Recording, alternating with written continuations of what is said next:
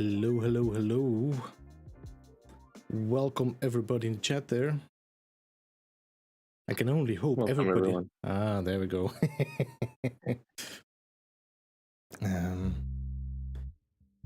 So guys, that was fun. A little bit of excitement there. All right, now I'm not sure. Is our guest on the way? Witchblade, I made it a link anyway, so Witchblade, did you find your way in? I'm here. All right, I'm just trying to get into the game. All right, good. So, welcome everybody in the chat. Thank you so much for all joining. 62 people already in the waiting room. That is good to see. I hope you guys have a good day, a good week so far. It's not letting me join in the game. Which game are you trying to join? Normal now? GG sent me an invite as well, and it's just saying failed to join for some reason. That's weird. Yeah. So today we are actually not at the Studio 16, we are at Studio 42 because, issues. So this is the first place where I got my interview with DG Squared. We just switched places. Yes, the original studio is back. I still have it in my saves, and I must say it looks better than ever with the new change to the wire graphic. Yes, indeed. Very, very cool looking. I like it. It's been a while since I've sat here, and you're in the driver's seat today. So, well, welcome back. It's been a while. Let's see if I can go a little bit closer. That's gonna be better. So while Witchblade is trying to join, I'm not sure what the problem is. I had a similar issue when I returned from experimental to my regular public save Can I have a cookie? branch. Then I could no longer play the saves that I played on experimental, which is a bit of a pain. Yeah, very strange. Usually that's never been a problem before, but I guess new challenges with the new update. Mm-hmm. And if you try to join me, Witchblade doesn't work as well, or do you not see me? Hang on, I've just gone back in. I'm not seeing you at the minute. Like I can see Enra and Cat, but I can't see anybody else. Wait, but you know why? Are you on PlayStation? Yes, yeah. Are you on PlayStation as well, DG? Yes. Okay, yes, so PlayStation no, then 5, I believe both of us. Yeah, then it cannot be a problem. I was thinking because you are at 4.03 and I'm at 4.4, no, with the Yeah, I'm 4.3, I think. But both of you are on the same instance as well. Yeah. I was going to say, actually, I'll just have a check, see what it says. I mean, we can have the interview. We can have the interview anyway, but the question is just if I want to visit your base, then that's going to be a bit of a challenge. It's a bit difficult, yeah. Yes, 4.004. I'm actually on 4.004 version. Oh, really? Yeah, PlayStation 5. The update isn't dropping now, is it? I mean, well, no, it updated a while ago. Oh, just out of weirdness. What if I load the PlayStation 4 version? Interesting. Yeah. At the very least, we can still have the interview as we hear you on Discord. So I mean, that's always the last resort. But just put a little technical difficulties today. Put a potted plant on the seat. Nobody will tell the difference. You know. Yeah, well, I have a appearance modifier in the back. Maybe I can just change uniforms. As if this day could not get any worse. A fly just got in my whiskey. Damn it. Oh no, contaminated. We can tell you're not Scottish because you'd be telling it to spit it out. Yeah, I'll just try to push it a bit, but it didn't want to move. It's a bad glass for this. So yeah, it's gonna be water, guys. Water whiskey is out of the menu today. It's like an olive beef. No, it's not like an olive. It's one of these. Have a It's cocktail stick in it. one of these fruit flies. I'm not going to drink a fruit fly. A little extra protein couldn't hurt anyone. It's a cocktail now. Ah, ha, ha,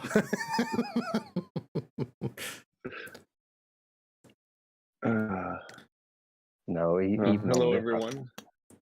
After a month-long break, it's been nice to get back to the studio. I hope everyone is doing well. I see a lot of names in chat today. What do we got? 91 watching already. Wow. Emotional damage. Damn it! Yeah. Don't realize it's me, you see, that's what it is.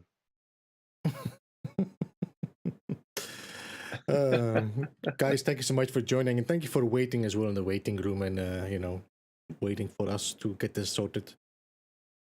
Yeah. Well, I got to say, after what, how many months now it's been, we haven't experienced any technical difficulties quite like this. So No, I I mean, think the only that's a time we pretty had it good was with success rate. Catherine. That was when we had this internet cut suddenly. Yeah. But other than that, it's been pretty good. So we'll cross our fingers and hope things get better over today's stream, and stay positive. As long as Discord works. Yeah, as long as Discord works, we're all right. Oh dear. Well, there's definitely some issues with the server and connecting and multiplayer and stuff like that. So let me just see if I can drop the link to Witchblade as well, so people can see who we're talking today. Your channel.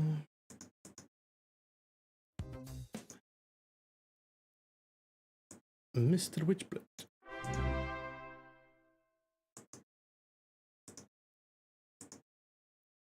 Hey, Midnight. Thank you so much for the 5 gifted members, man. I appreciate that.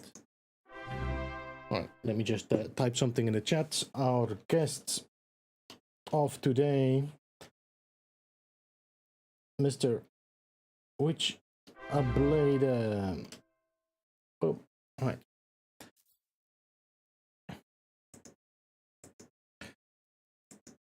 So this went differently in my mind. I had, I'm gonna, introduce these guys, and we're just gonna kick this off, and then this happens.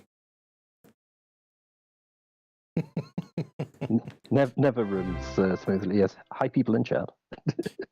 I'm waving really. All right. Let's just get on with it and see. In the meantime, Mr. Witchblade can try to join us still, and let's just get this party started. DG just jumped out of the chat. What the hell? I was gonna say. I was really hoping that wasn't me for a second. DG, your microphone is muted. No, my Discord crashed actually. I was like, finally, it starts. Yeah, Discord crashed. Oh my goodness! Wow. We'll all get in the one studio.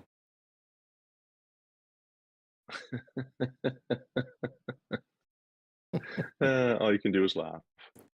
That's true. So anyway, guys, welcome everybody. We are here at Studio 42, which is the studio that is done by DG Squared for his interviews with members of the cafe. I mean, all the members, but also mainly members of cafe. This was my first interview. I was sitting where DG Squared is sitting right now, and I'm sitting where DG is now. So we switched a bit. And we are, of course, joined with Mr. Witchblade, at least in spirit. He's not here in body. Potted plant in the corner. Yeah, we got bubbles and cubes. You're one of those. I'll be a bubblehead. All right. So, how are you doing, Mr. Witchblade? I am fine, thank you. Having just as many problems as you, by the sounds of it. Yeah. It wouldn't be No Man's Sky if we wouldn't have any troubles, though. Yeah. Just going for another load. I've just rebooted. DG is building a statue for Mr. Witchblade. I saw the statue passing by.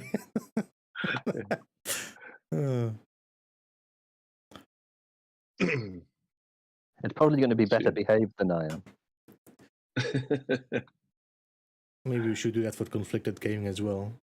You need an industrial beep for him, I've told you. No, even the reboot, it didn't like the reboot. So weird. It's so weird. Yeah, well, for whatever reason, I believe this is Sean Murray's revenge. That's what this is. What do you mean you don't like the new menu system? Hello, Mr. Witchblade. You look quite greyish today.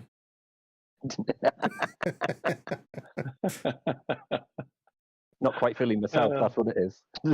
Oh, DJ, I'm going to have to move the camera a bit so I am... No worries. Now see you again. There we go. Hiding off to the side.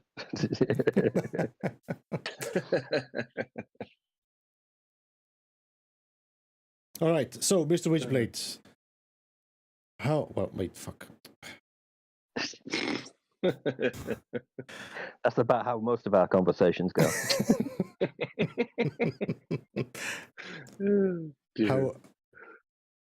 How are you enjoying the latest update? Is that really where you want to start the conversation? Well, let's see. Can't join people. Menus are a bit screwed. My freighter doors were invisible for a very long time, which I thought was quite funny. Yeah, you could see like a square, but the door and the surround were completely invisible. And it's like, and you'd actually bounce off the door. That's interesting. Like, so it didn't open. The door was closed, and you'd bounce off it.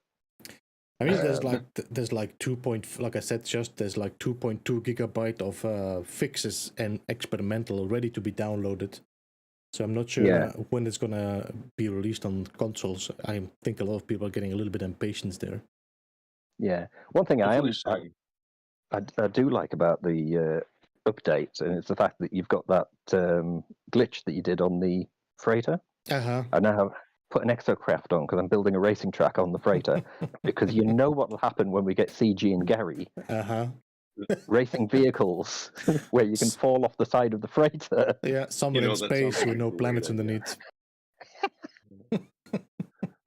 Personally, I love the idea, a racetrack on your freighter. I mean, really, that's probably one of the best ideas I've heard for base builds on a freighter in a while. So that I wasn't going to do anything because I never really thought the freighter building was anything special.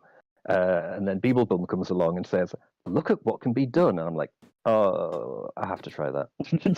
Yeah, I know. I've yet to put a Minotaur or anything on my freighter, but that is definitely something I wanted to put on my freighter was a Minotaur just for, jumping off of the freighter with. I mean, that's just, it's just a lot of fun, right? Up until now, we've had to like do some weird glitching to get them on there, which the game doesn't always like. So when this new method came out, that base, that thing with the base computers. I was, what was it, about 3 base computers you needed or something? Yeah, and then you lost them forever. Yeah, a little bit funky.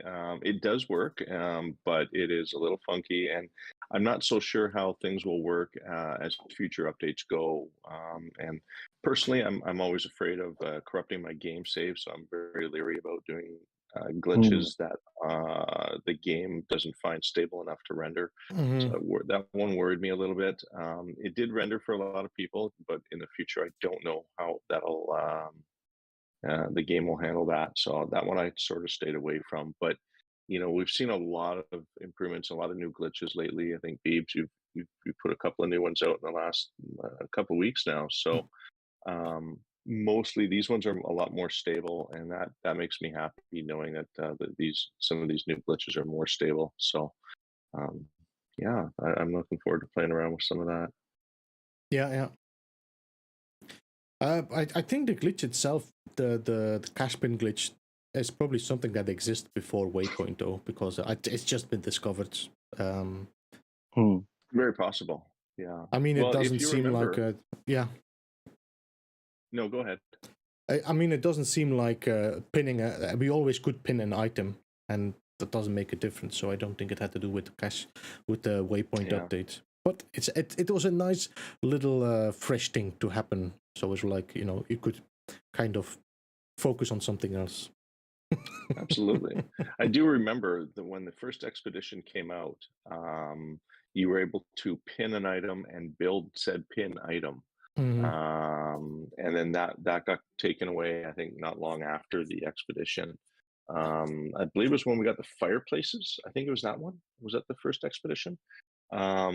Maybe. Yeah. So yeah, because I remember everyone was so stoked about getting those fireplaces, but we couldn't build them yet. And then somebody discovered that you could pin it and use the pin to select it and build it. I think it was Veritas who first told me about that. Veritas could be. Yeah. So it's possible this has existed for quite some time, and nobody has come up with a sequence of buttons to press to make it happen. So very cool indeed. I'm kind of digging it and looking forward to diving into it with some future builds. Do you guys hear Mr. Witchblade pretty well in the chat? Hopefully they do. Yeah, it should be okay. It should, 1, 2, 3. 1, 2, 3. Should be okay. If you fucking well up, you're deaf. Yeah, no, you're as clear as Beebs to me. I would imagine you should be heard very well. Yep. Whiskey Barrel Gaming says you sound good here. Yeah, do you see? I knew some tricky would. Thank you, Pez. Sadly, we do.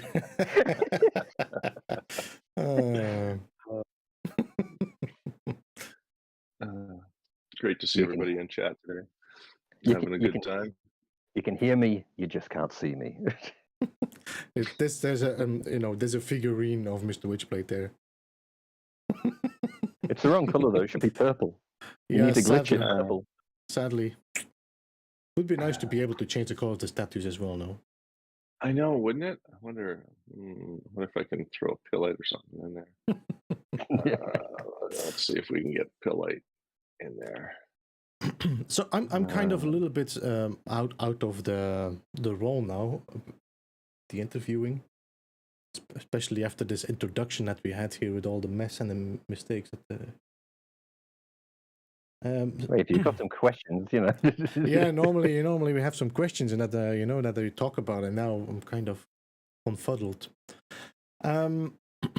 So since when did you start playing actually No Man's Sky? Funnily enough, after playing, it was. Ooh, hang on. Oh, I might be able to join. Mr. Wade, there we go. You just joined. I can replace a statue. I've actually had No Man's Sky Beyond on disc, but I didn't own a PS4. So when I got the PS5, it was the first game I played after Astro. Now I just see marker. Helps if I look for the. Got you. And so it was like the release day of PlayStation 5. I played No Man's Sky, and 3 days later, the PS5 update version came out. So that downloaded. But it was the one game that nearly got me to buy a PS4 in the first place until I saw all the hate. 2016, oh yes, I'll buy a PS4 now. And everyone's saying, no, this game's crap. It's so poor. And I'm like, really?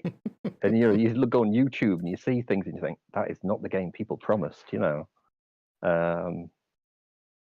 So yeah, it's almost 2 years. Almost 2 years. So you started playing with Beyond.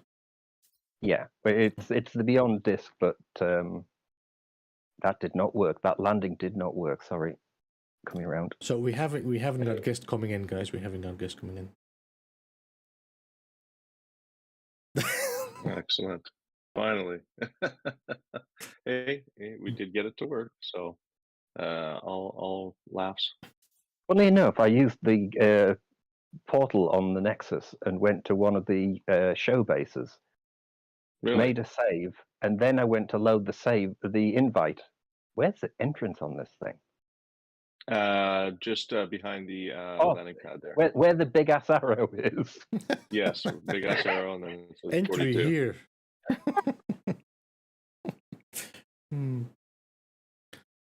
Here I am. You need the big music update. Yeah. The intro. Wait. Where is he? I don't see him. Where is he? this was Among Us, you'd hear venting. I just saw your ship, so... Yeah, he's here. He's sitting in the sofa with me. There he is. Hello, Mr. Witchblade, finally. Finally, here. That took some doing. I don't think it's ever taken over half an hour. Well, nearly 40 minutes to join the game. To me, can't you see? Well, it's definitely a record for Studio 16, but you know what? You're here now, so all is forgiven. Thanks, Sean. Appreciate it. Let's get on with the show. Please roll on 4.05. Yeah, that would be nice. No, that would be nice. Yeah. Get everybody Hello, back. Samvines. All right. So welcome to the studio. Mm-hmm. All right, DJ, you have a question? Definitely. Mr. Witchblade, what's your favorite thing that you like about this game pre 4.0? Well, I mean, obviously the builders that give you the ideas to want to go and build something yourself. You know, and I also like the support. Like, someone comes up with an idea and loads of other people say, "Oh, that's great. It would be really cool if," and one idea becomes 50 ideas and 1,000 times better.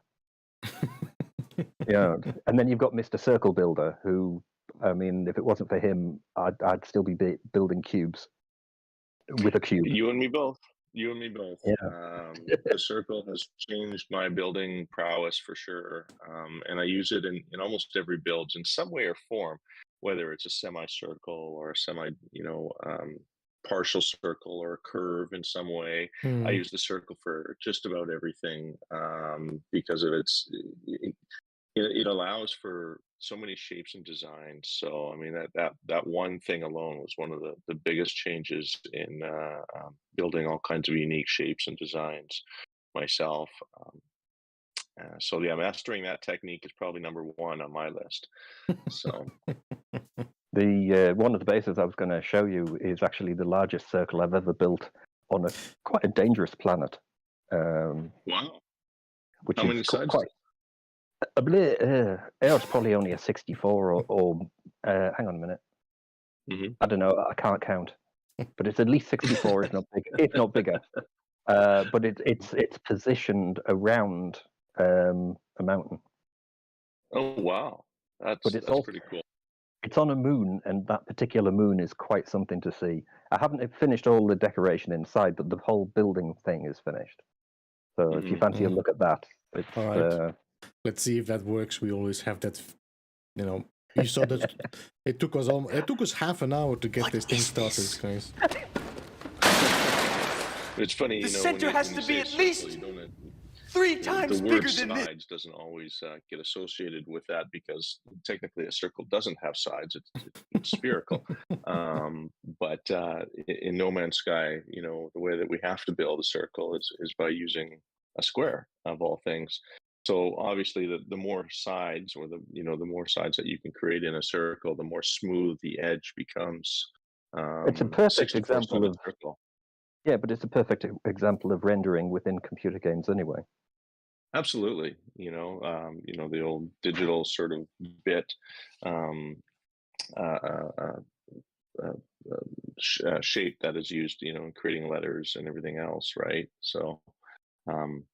I don't know. I think being able to use, all these shapes to create other shapes is definitely an advantage to somebody who learns how to do some of those basic shapes. And there's a lot of them also as well. Like the pentagon, the pyramid, and of course, Kale's got a whole list of other cool shapes, which are really cool as well. So, I've got another interesting name for you, Mr. Witchblade. Where does your name come from? So, because that is a unique name. A lot of people they'll use abbreviation of their own real name or something that they like in game, or sometimes it's even another game. So, how about yours? Yeah. Where did yours come from? Well, some people who hear it, they just think Witchblade is to do with the 1996 Lara Croft Witchblade story, which it's not. It's absolutely not. It's actually 9 years before that. Oh wow! Yeah. You've had this name for quite some time.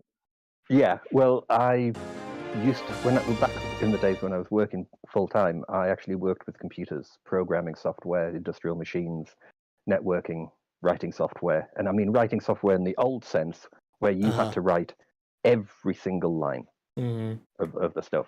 And of course, everybody tended to have names, everybody tended to do other things, and you sometimes had to borrow code from people to expand certain things and crack open bits and pieces. And there were several of us who basically we did jobs together. We did not just working with the people that we worked with at work, but outside of that.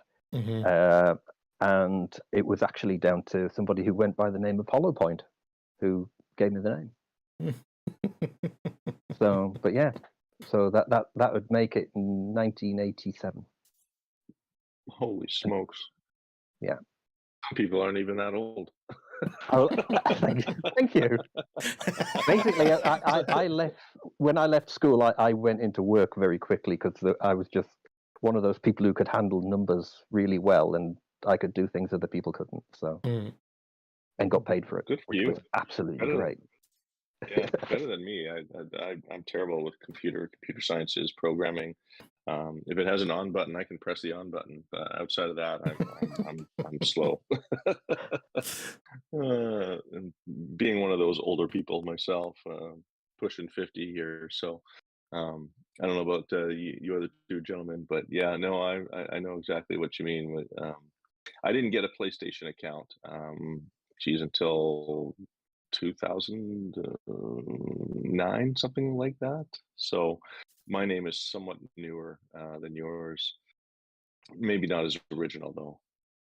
Well, the only reason I have the Mister in there is obviously you get people who on PSN would have been like Tomb Raider fans. They would have known about the comic book character, and so they jump on it. And it's the same on YouTube. Straightforward Witchblade was taken very, very quickly. Although I have to say, I'd managed to grab the certain email addresses without having to use the Mister. But yeah, it's almost impossible to grab the thing. There was something on Wikipedia with my name on it, but you won't find it now thanks to a certain games company. Nintendo? Yes, we can say that name here. Yeah.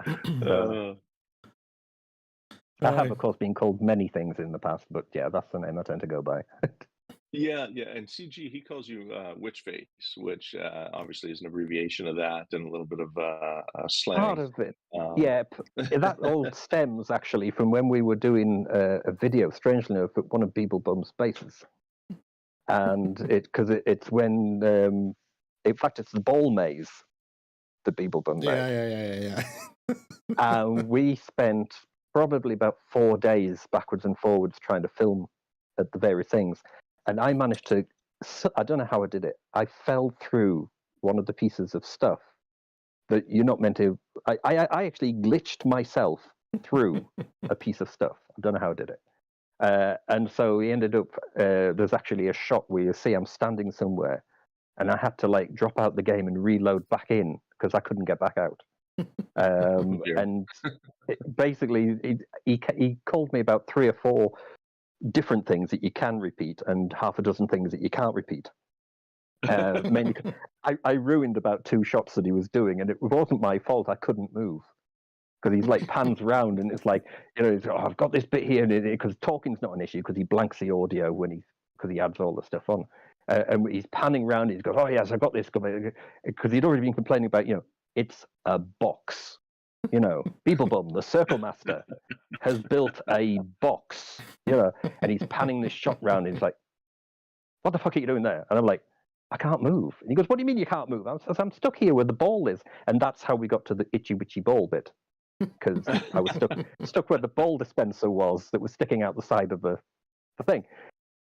And then several other names, like I say, followed. So in a way, you could say it's Beeblebum's fault. Inspiration. It's Beeblebum's inspiration. Finger Yeah. quotes. I built a box, and that was the inspiration. There we go. Yeah, something different from Beebs. There, yeah, a box. So, one of the other questions that a lot of people might have for you is that you've got a stream that you do once, sometimes twice a week. I think you're twice a week now, Twice a and week now, yeah, and you've teamed up with Conflicted Gaming and Gary Millwall, Gary, as everyone knows him. How did you hook up with those two gents? And Why? what's made that kind of like a Why? success? Why is very difficult to explain, but if I go back a staggering 5 years, I think it is, I'd been, like a lot of people, I watch gaming stuff on YouTube, and I'd been watching, there's a guy in Puerto Rico who plays lots of games, JD, and I'd been watching Conflicted, but of course he was going by a different name at that point because he was midnight at that point. And I don't know, I just found it amusing. I was watching the videos and I was commenting. And of course, then I got to know Gary because Gary was in just about every single video that he put out. And then, like I say, that was like 3 years, and we were getting close to the launch of the PS5. And CG had said, oh, he was getting a PS5. And he just happened to ask me, what games will you be playing? And I happened to say, well, I've got No Man's Sky, but I haven't played it yet because obviously it's, no PlayStation 4 to play it on. And then it'd be 2 or 3 weeks after the PlayStation 5 dropped. We just met up in game, and it went downhill from there, basically. I like how you say you went downhill from there. Yeah, I mean the actual streaming that's a bit weird because that stems back from when Beeblebum and a couple of the others, I think it was Jason and I've forgotten who it was. It was the No Ship Starter Challenge. Oh yeah, was it Survival Bob or was Survival Zane Bob, doing that Jason, as well? and myself? Yeah. I don't think Zane was joining at that time.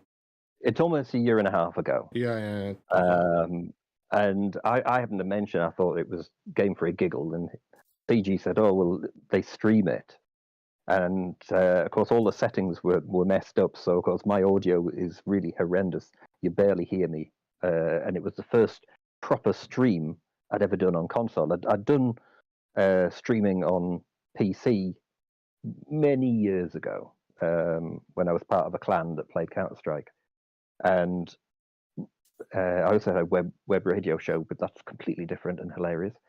And so we did this thing, and CG then said, "Oh, he says, well, if we're going to do No Man's Sky, he says I could always join you if it's just like an hour every now and then." And it very quickly fell to once a week, and it was predominantly just No Man's Sky that we did. And then Gary, I can't remember exactly. I think Gary started to come in around Christmas time or just after Christmas. Because of course CG dropped out because he'd been moving house and everything. Yeah. And then that's when Gary came in, and then of course you've got like Gary and CG together, and that's always a hell of a mix. Yeah, and it just keeps building on that. So, and when people said to me, "Oh, are you going to play other games?" I thought, well, if I was going to play other games, I'm not going to do it on the Tuesday, because the Tuesday is like when CG and Gary are there. Yeah. And so I picked the Thursday to then explore doing a few of the bits and pieces. Today was Elder Scrolls. So yeah, I've seen that you've been. I see the notification pop up every time that you've been streaming more and more now as well. Different kind of games and genres. Mixing it up. Yeah. I mean, the Thursday's just random whatever. Basically, play a few episodes of something, and I think that's happened because Stray dropped, and I wanted to play that, and someone said stream it, so I did. Yeah, but I think people liked it because I died. You died in Stray. Can you die in Stray? I didn't know that. Yes. Yes. At least you have 9 lives. Funny enough, you get a trophy for dying 9 times. If you actually curl up on a cushion at any location and you go to sleep and you walk away from your game and come back an hour later, you'll have also got another trophy. Because there's a trophy for being asleep for an hour. Interesting trophies. You know what? Yeah. I got to give them credit for originality on that. Yeah, I mean, they've got the usual ones, like, collect so many of this, avoid doing that, speed run, But, oh, hello, Gary. Fancy meeting you again. I'm not really a horrible person, he says. That's always what a horrible person says. It is. Gary killed me today. Took the opportunity, killed you, finished you off. But I think, not sure if he had a sword or something, but yeah, stabbed me many times. Well, your show has definitely become successful, and it's become unique in the No Man's Sky YouTubers group. A lot of the content creators, they do their streams, exploring, building, all kinds of different things, and you guys have got sort of a unique sort of thing where the joining up with Conflicted and Gary, you guys always provide a barrel full of laughs, and it's almost like when you tune in to your show, it's turned into like comedy hour, because you never know how Gary's going to kill CG next, or what hijinks you guys are going to get up to, whether or not you guys are going to push him off a base, or what base you're going to visit. You don't have to push him off sometimes, He literally he just falls off on his own. Yeah, I actually have some lovely clips I'm going to have to put together as a montage, which, I mean, are less than flattering, shall we say, for him. Including a couple from Beeblebum Space Station, which is hilarious. So, expect a No Man's Sky video soon. He's always asking for it. To it. Yeah. We wish him well, and good luck for him and his family until he returns. So, that you guys have keyed into a really good, unique niche where nobody else is really keyed into yet for streaming No Man's Sky, and I think that's what makes it really, really awesome with the content creators out there is, you can do just about anything and stream just about anything in different ways. And now, to add to that list of content creators out there, you've got MrWitchblade's stream, which is nothing but absolute comedy gold. I laugh every time, and I'll be honest with you, my face and my stomach hurt after an hour of watching you guys because I've been laughing so hard. That's good to know. Thank you. Yeah. Beebs, have you got any questions? I've been talking an awful lot. Just good. In the meantime, I took a tablet for my throat because it was starting to hurt. Yeah, too much cursing before the stream. At least you can curse in several languages. That's always a handy thing. Yeah, I can curse in my language, I know, but well, everybody knows I'm cursing, but they don't always understand what I'm saying. Yeah. We can tell by inflection. And how many times he hits the desk. I have to be honest, not hit my desk because otherwise my camera will start shaking. So. Yeah, yeah. So, when did you come in touch like with building itself? Did you come straight in touch with building in No Man's Sky when you started playing it? No, I mean, when I first started, like first couple of months, I think it was just a case of getting used to what the game was. Mm-hmm. I would say that I'd seen people building interesting things, and then I'd seen a couple of people doing videos and streams, and I'm thinking, that's crap, because it's like they weren't telling you what to do. And that's how I found your channel. And it was a case of, here's a person that actually shows you what to do. And, which button to press, what to do. And I mean, that was it. I think I subscribed on the first video of yours.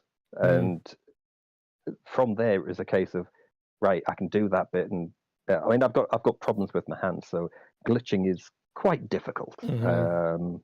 But it's still something I like doing. So if I see something that you've done, it's a case of, can I do that kind of thing? Because you can apply one thing to many different things. Yeah, like true. Edward Silva with the way he does his glitch stacking. You know, combine that with other things. So yeah, I mean, I didn't really get into building until probably month 3 or 4 of the game. And then I didn't really start doing anything interesting until after 6 months. So the last 18 months I've probably been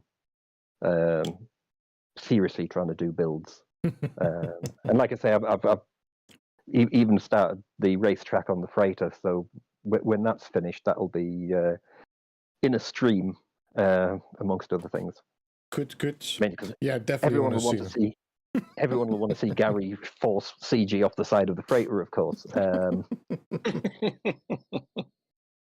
It's a long way down. I saw somebody way saying, down to nothing. I saw somebody saying, why not have your freighter above a black hole and have Gary fall into black hole? I have seen someone do a video where they tried something similar. They were getting the freighter as close as possible, and they jumped off, and nothing much happened. You have to be in a ship for it to register with the black hole. If you try doing it yourself, it doesn't work. But maybe an exosuit might work. You never know. Yeah, an exosuit might. Yeah, an exocraft. You know. If it did. Yeah, be funny if it did. I just warped with my roamer. Yeah, I think another content creator was one of the people you're referring to, and he glitches all kinds of crazy things there. Different kind of glitching, mind you, not base building glitching, but other glitches within the game. You know, I've noticed that there's been a big uprising and change in glitch building specifically in the game. You mentioned that you have a difficult time with glitching just because of your hand. And, you know, in the day when I first learned how to glitch build was about the time where Beebs and APG discovered how to do the blender glitch. And that took some real specific timing to it, and was actually quite difficult at first. The game has seen a lot of changes, including they've made it easier to glitch build now, just by pressing a couple of keys without the necessity of timing. And it's definitely opened the door for a lot of people who found that timing very difficult. Has it made it easier for you to glitch? Definitely. Not just the lack of collision issue. The timing has become easier. I mean, I still make mistakes, but I would say like 80% of the time when I try doing something, it works now. Whereas before it was probably 50% of the time. It might work, but yeah, it's definitely easier now than what it was. Yeah, especially I definitely if you use Beeblebum's techniques. Well, they're all the same. The buttons is the same, but it's definitely noticeable that the timing is less painful now. You have a little bit more you know, time between the button presses. I mean, it's still milliseconds, but you feel the difference. Yeah. I mean, it almost feels like you're pressing them at the exact same time. I mean, it's not truly the case, but to me, like when I'm pressing the buttons, I no longer have to think of that perfect timing, you know, Bazinga or you know, 1, 2, 3 glitch or anything like that. We used to have a phrase when you were first teaching people how to do the wire glitch beeps. I'm not sure if you remember that. No. It was a while back. Yeah, that was, you know what, it was a lot of fun learning, you know, the old method and then seeing the new method come about, and all the builders come forth and start to come up with some really unique stuff. Do you have anything in the works right now that you're working on that you're looking forward to showing everybody, Mr. Witchblade? Well, like I say, there's the freighter racetrack, which I've started. It's a long way off being done. I have got a sci-fi related build, which is going to take a fair bit. It's film related. I don't want to give anything away too much, but I will say there's aliens involved. Ooh. Aliens. So That's a punchline right there. Yeah, so it's a case of trying to get layouts and pictures to, because you know what it's like. Even though you do your best to try to make it look like it people know it, there'll still be someone turn around and say, "Oh, you've got that bit wrong." You know, it's different. Why didn't you add that through? Why did you add that? Yeah, what's that bit there doing there? That's the wrong color. Yeah, that's meant to be a window. Yeah, but it's. So, I mean, that's a big one. That one's going to be in creative. And then I am redoing a base that was Scottish Road had a hub system, and he actually visited the base going back quite a while now, and I decided using the newer techniques to strip the base down and completely redo it. And that one's about halfway through being done at the minute. All right, good. Definitely want to have to add one to the list that I can visit as well. You know, once are you done with one? Yeah, well, I mean, I like I say, the one which I definitely decided to take you to when you were on about visiting a couple. Although there isn't much decoration in the main outer section, the whole construction thing's finished. If you want to look at that. And then there is the giant farmer built in Galaxy 17 right next to the portal center of the galaxy. That whole farm, it's over 800 parts less than it was, but it's actually 5% more efficient because there's only 6 domes to actually to put the plant cells. DJ, just that you know, your microphone is muted in case you want to, if you were talking. Oh no, Okay. I'm listening to you fellas. I try to mute my microphone for keeping outside interference noises to a minimum when others are talking. Give a heads up. You never know you want to talk, and he's like, these guys are not listening to me. No, I've made that mistake before. I start talking and forget to unmute myself. But yeah, I've got my phone in front of me here, and I use that mute button quite actively. So I see Pez has issued a challenge, Mr. Witchblade. He dares you to make a torture chamber for CG. So we're looking forward to seeing something like that. Well, that is actually called Traumatic Tuesday. That's a whole stream. A whole stream dedicated to just torturing him. I mean, when it comes to torture chambers, Pez has so far built one of the best. Psychologically, Unuseful's pink fluffy castle was that's I think that's scarred him for life. That definitely got the ball rolling for sure. That one started a whole chain of events, which followed what we now see every time that Gary is bugging him and everything else like that. I got to say, you know, the three of you together are like it's like magic. You know, you've got the dry humor, you've got the wild and outrageous, you know, humor, and then of course you've got yourself, where you know you just sort of corral them into a certain area, which would evoke more things to happen. And thank goodness for Gary for picking up on those cues every time and pushing them off a ledge or what. Witchblade is like the Jerry Springer of No Man's Sky, you know.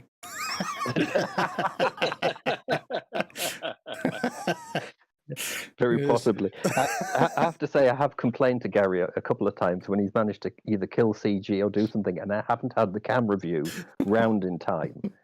I caught CG's ship crashing one day only by pure luck that I'd turned. CG thought he could escape, so he jumped in his ship, took off, moved forward, and that hesitation where you've got that slow move of lifting off as you and then moving forward sort of thing was just long enough for Gary to destroy a ship. And I literally just caught the end of that, and I was saying, you could let me know. Let me know. The people watching want to be able to see this. You have to have a secret button or something so it can give you a beep that something's happening. in 10 seconds time. Inquiring minds want to know. Yeah. Geez. Sometimes it's extremely creative watching all the things that you guys are doing, and every now and then you'll just start seeing Gary open fire, which is quite funny. You know, and it's hard because when you're streaming, you're not thinking of all the things that are around you, right? And keeping up with chat and all the other little things that go along with it. So it definitely takes a certain frame of mind to stream these events, and especially when you're doing a team stream with two others, sometimes three when you're visiting base. And that's something really cool that you've added to your stream as well, is you're doing base visits as well, and a lot of other people have done base visits too, but you guys add a little bit of a twist to it. You want to tell us the little twist that you guys add to your base visits? Well, it's difficult to say exactly with this twist. I mean, one of the ones is that quite often CG has no idea at all where we're going or what the base is. I mean, I've had Gary somewhere, and CG's been the last one to pop in.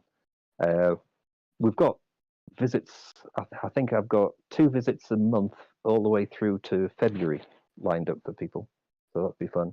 But yeah, I don't know. It's hard to say exactly. It just seems to happen. Throw us into a room, see what happens. I think that's the only way to put it, really. Just that I think script. That's the magic of the personalities. Yeah. No script. No, there's definitely no script. CG always goes to a script, but it doesn't go with script. Yeah, I mean, if it never the goes last to script. Yes. The last 10, 15 minutes before we go live, if you were ever able to listen into what happens, there's usually a lot of cursing, a lot of swearing, threats and stuff about if I die in this, you're in trouble. And then you just hear Gary laughing in the background, But it's yeah. I mean, he still thought that when we went to the Pink Castle at Unuseful did, that it was due to timing, I think, in part, that it was Beeblebum that had built it. Because I'd said, oh, the person who's responsible is in the chat, actually, of the stream. And he's like, who? And of course, Unuseful uses a different name in game. So, of course, it completely threw him. And he was getting so flustered. And, it was so funny. It worked so well, did that base. Yeah. You know what? Keeping him on his toes is definitely something I keeps that magic there, the unknown. Like when we visited your base, of course, with Indiana Gek, he didn't realize about the ball that automatically triggered. And so I'm there saying, oh yeah, you got to go over there. You got to, because of course I've scouted the base, so I know where certain things are. And, oh, you've got to go that way next because there's something really good down there, and this ball just goes.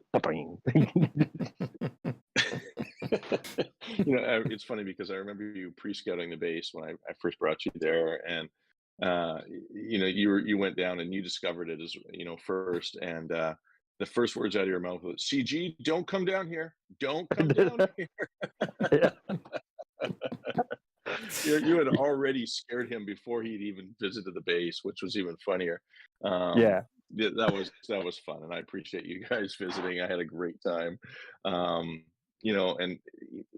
I gotta say, I can't say enough about the comedy gold when you guys go live. The three of you together, it's like this magic that happens, and you can't buy that, you can't pay for it. It just happens with three friends. Where suddenly just everything is a fun game, and everybody's having a good time joking around. And it really shows throughout your streams, and everybody's always having a good time and laughing. So that's something which you have to keep. You have to keep that magic, and I hope we don't see an end to that anytime soon, because that's something that's really special. We just need more bases to visit. And I will apologize again for Gary wrecking your base and starting to dismantle things. I do apologize for that. That made it part of the fun. It was easy enough to deal with. I just deleted a couple of items when you guys were done, and everything was fine. But no apologies necessary. It's like taking kids places, I tell you. That's right. You never know what you're gonna find on the shelves afterwards at the store. You know, an item picked up and misplaced in another place. You know, or maybe the kid got sick down an aisle, or bowling with oranges in the supermarket. You never really know, but it's a lot of fun. Well, I don't know about that. My own mother did pick up a pineapple and shouted "grenade" one day whilst we were in a supermarket. So that's probably where we get it from, you know. Oh, jeez, that must have been absolutely hilarious. Hey, luckily I was still able to catch said grenade at the time. Don't know if I could catch a pineapple these days. It's a unique fruit to throw around, that's for sure. Is it aerodynamic? Well, I mean, it kind of it depends how you throw it. If it goes end over end, you're well and truly screwed. I do wonder if you can get a good spiral. But if you can pitch it like American football, do the quarterback bit. I think if you can do that with a pineapple, you can get some good distance on it. It's just if you try to it's got tail on it. Yeah, that's it. Like it's got that kind of shape, but with a tail, and you can get a bit of spin on it. It's a bit like a lawn dart, Yeah, lawn dart. Yeah, just a bit heavier than a lawn dart. Yeah. For those of you young crowd out there, lawn darts was a game for kids, and it is exactly that. They're darts, giant darts with big pointy ends, and you would throw them at each other, hoping to hit the target in the middle. Back before when running with scissors was acceptable.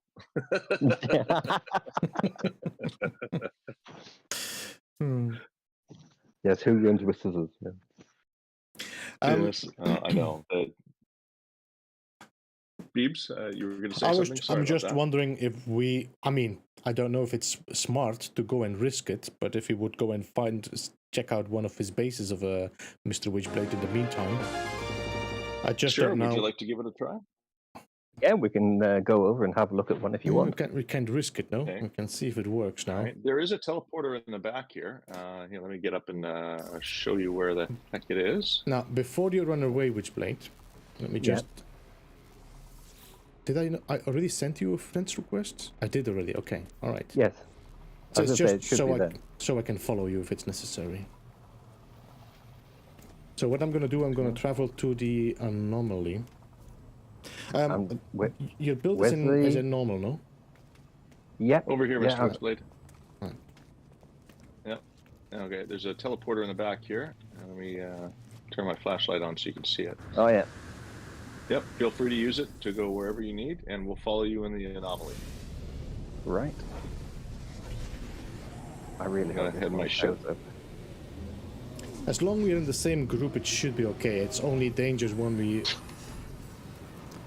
kind of lose each other. I've got that many bases on this. There it is. Oops. That one there. Right, heading over. No worries. I really do hope this works. It would be a nice reward after such a difficult startup today. Come on, HG, we're crossing our fingers. This is where everyone suddenly gets like a dodgy server notice now. Did you fly already out? No. Okay. No, I'm just entering the Nexus now. Okay. Right, I will make sure I am there. So all right. I am just making sure my ship is out of the way. Join Mr. Witchblade. System. All right. Well, it's letting us. So cross our fingers. Everything should work out here. Like I said, if you land on the ground of the planet, the Sentinels do tend to go a bit monkey shit here. So be careful. No worries. I'm very good at digging a hole with my terrain manipulator. But we're on the top of a mountain, so it does Oh, wow, okay. Yeah, we're in a long-distant galaxy here. Okay. We're in a two-quarter system. Let's see. Oh, there we are. To find your icon. In the meantime, thank you everybody that liked and subscribed today as well. I appreciate that. Thank you for the gifted members, Midnight, and the super chat as well. I forgot, it was probably JC that did the super chat. I missed it. I was trying to get things sort of sorted away when all that happened. My apologies. I don't do very well keeping up with chat while streaming and watching Beeb stream, so I miss an awful lot. So just let everybody know. Hello, hello, hello. I'm not ignoring you. I just have a difficult time keeping up with stream. It takes a certain skill to keep up with stream, and I got to give a lot of people like Beebs and MrWitchblade credit for being able to do that, because I certainly can't. Okay. We're here. We made it. It seems to have all rendered, Mr. Witchblade, which is great. Well, it's been around for a while, which is good. Well, it's a circle, so it should be round, no? and this is your fault, so that, you know. But yes, I mean, it's why I picked a big. Part of the thing is, if you look up, you'll see what you're under the ring of the planet. Very cool. Ooh, like that. Under the haze of the rings. And I mean, being the type of planet that it is, of course, you don't get storms and the likes. I like how you built in this rock here, like this. Was it a hollow rock when you found it, or was it completely solid? Oh, it's completely solid. So the corridors that go in are just there to technically make it look like the circle is the outer circle is being held. As opposed to like falling down or something. Right. You can. Which teleporter does it take? Does it matter? No, they just take you opposite sides. Okay. So this is needing here. Huh? Teleporters in the central section next to where you I park. was. Where are the ships? Wee. Okay.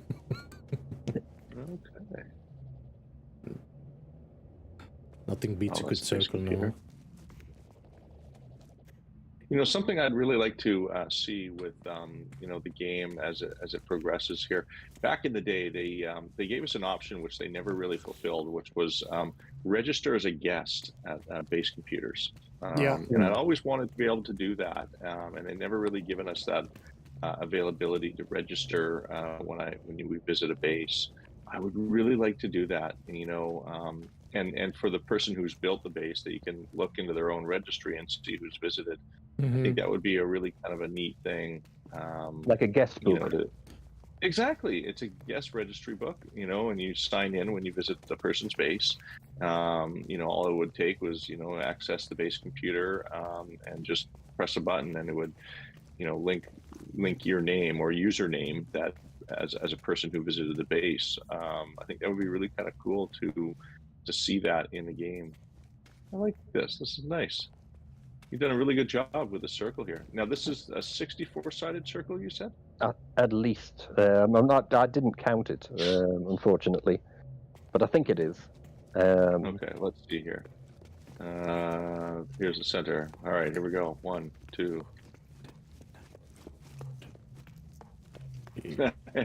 64. I think it's 64. Yeah, I think you're right. Yeah, we're at a quarter point here. 64. I mean, of course, it was built from the center point where the landing pads are. Yeah. Brought out and then lowered down to drop below the level of the mountain. Yeah. No, I think you're right. This is a 64-sided circle. Well done. It's very clean, and I see you've used old, looks like legacy parts here, which yes. I still do like a lot of the legacy parts. You know, I really hope they don't take those away from us, even though that new saves can't access them. I use them a lot, and you know, intermixed with the new parts as well. I really do like some of the old legacy parts. It gives builders more options to build with, you know, and more shapes and textures. It's weird that I mean, I can see why they would do it, but of course we never get a confirmation about that. It would always be nice to get a little bit of communication and that they say, listen, this is the reason why we took out the legacy parts, but because I like them, there's a lot of possibilities, especially also because you can put texture on them on these. Yes. Well, I mean, I've got a base that the outside is skinned with these, but the inside uses the new metal parts.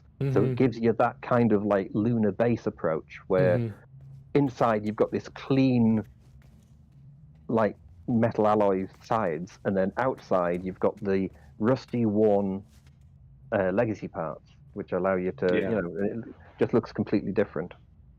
I do like the rusted look. You know, it looks worn and well used. You know, years of abuse and elements have hit the side of it. Right. I like the texture. I like that we have those textures. It would be neat to see, you know, a few more textures within the game, but I'm not complaining. I think they've given us some pretty good things so far. So I mean, I'm pretty happy with, you know, all that the game has to offer. I do think you should give everybody the parts back, though.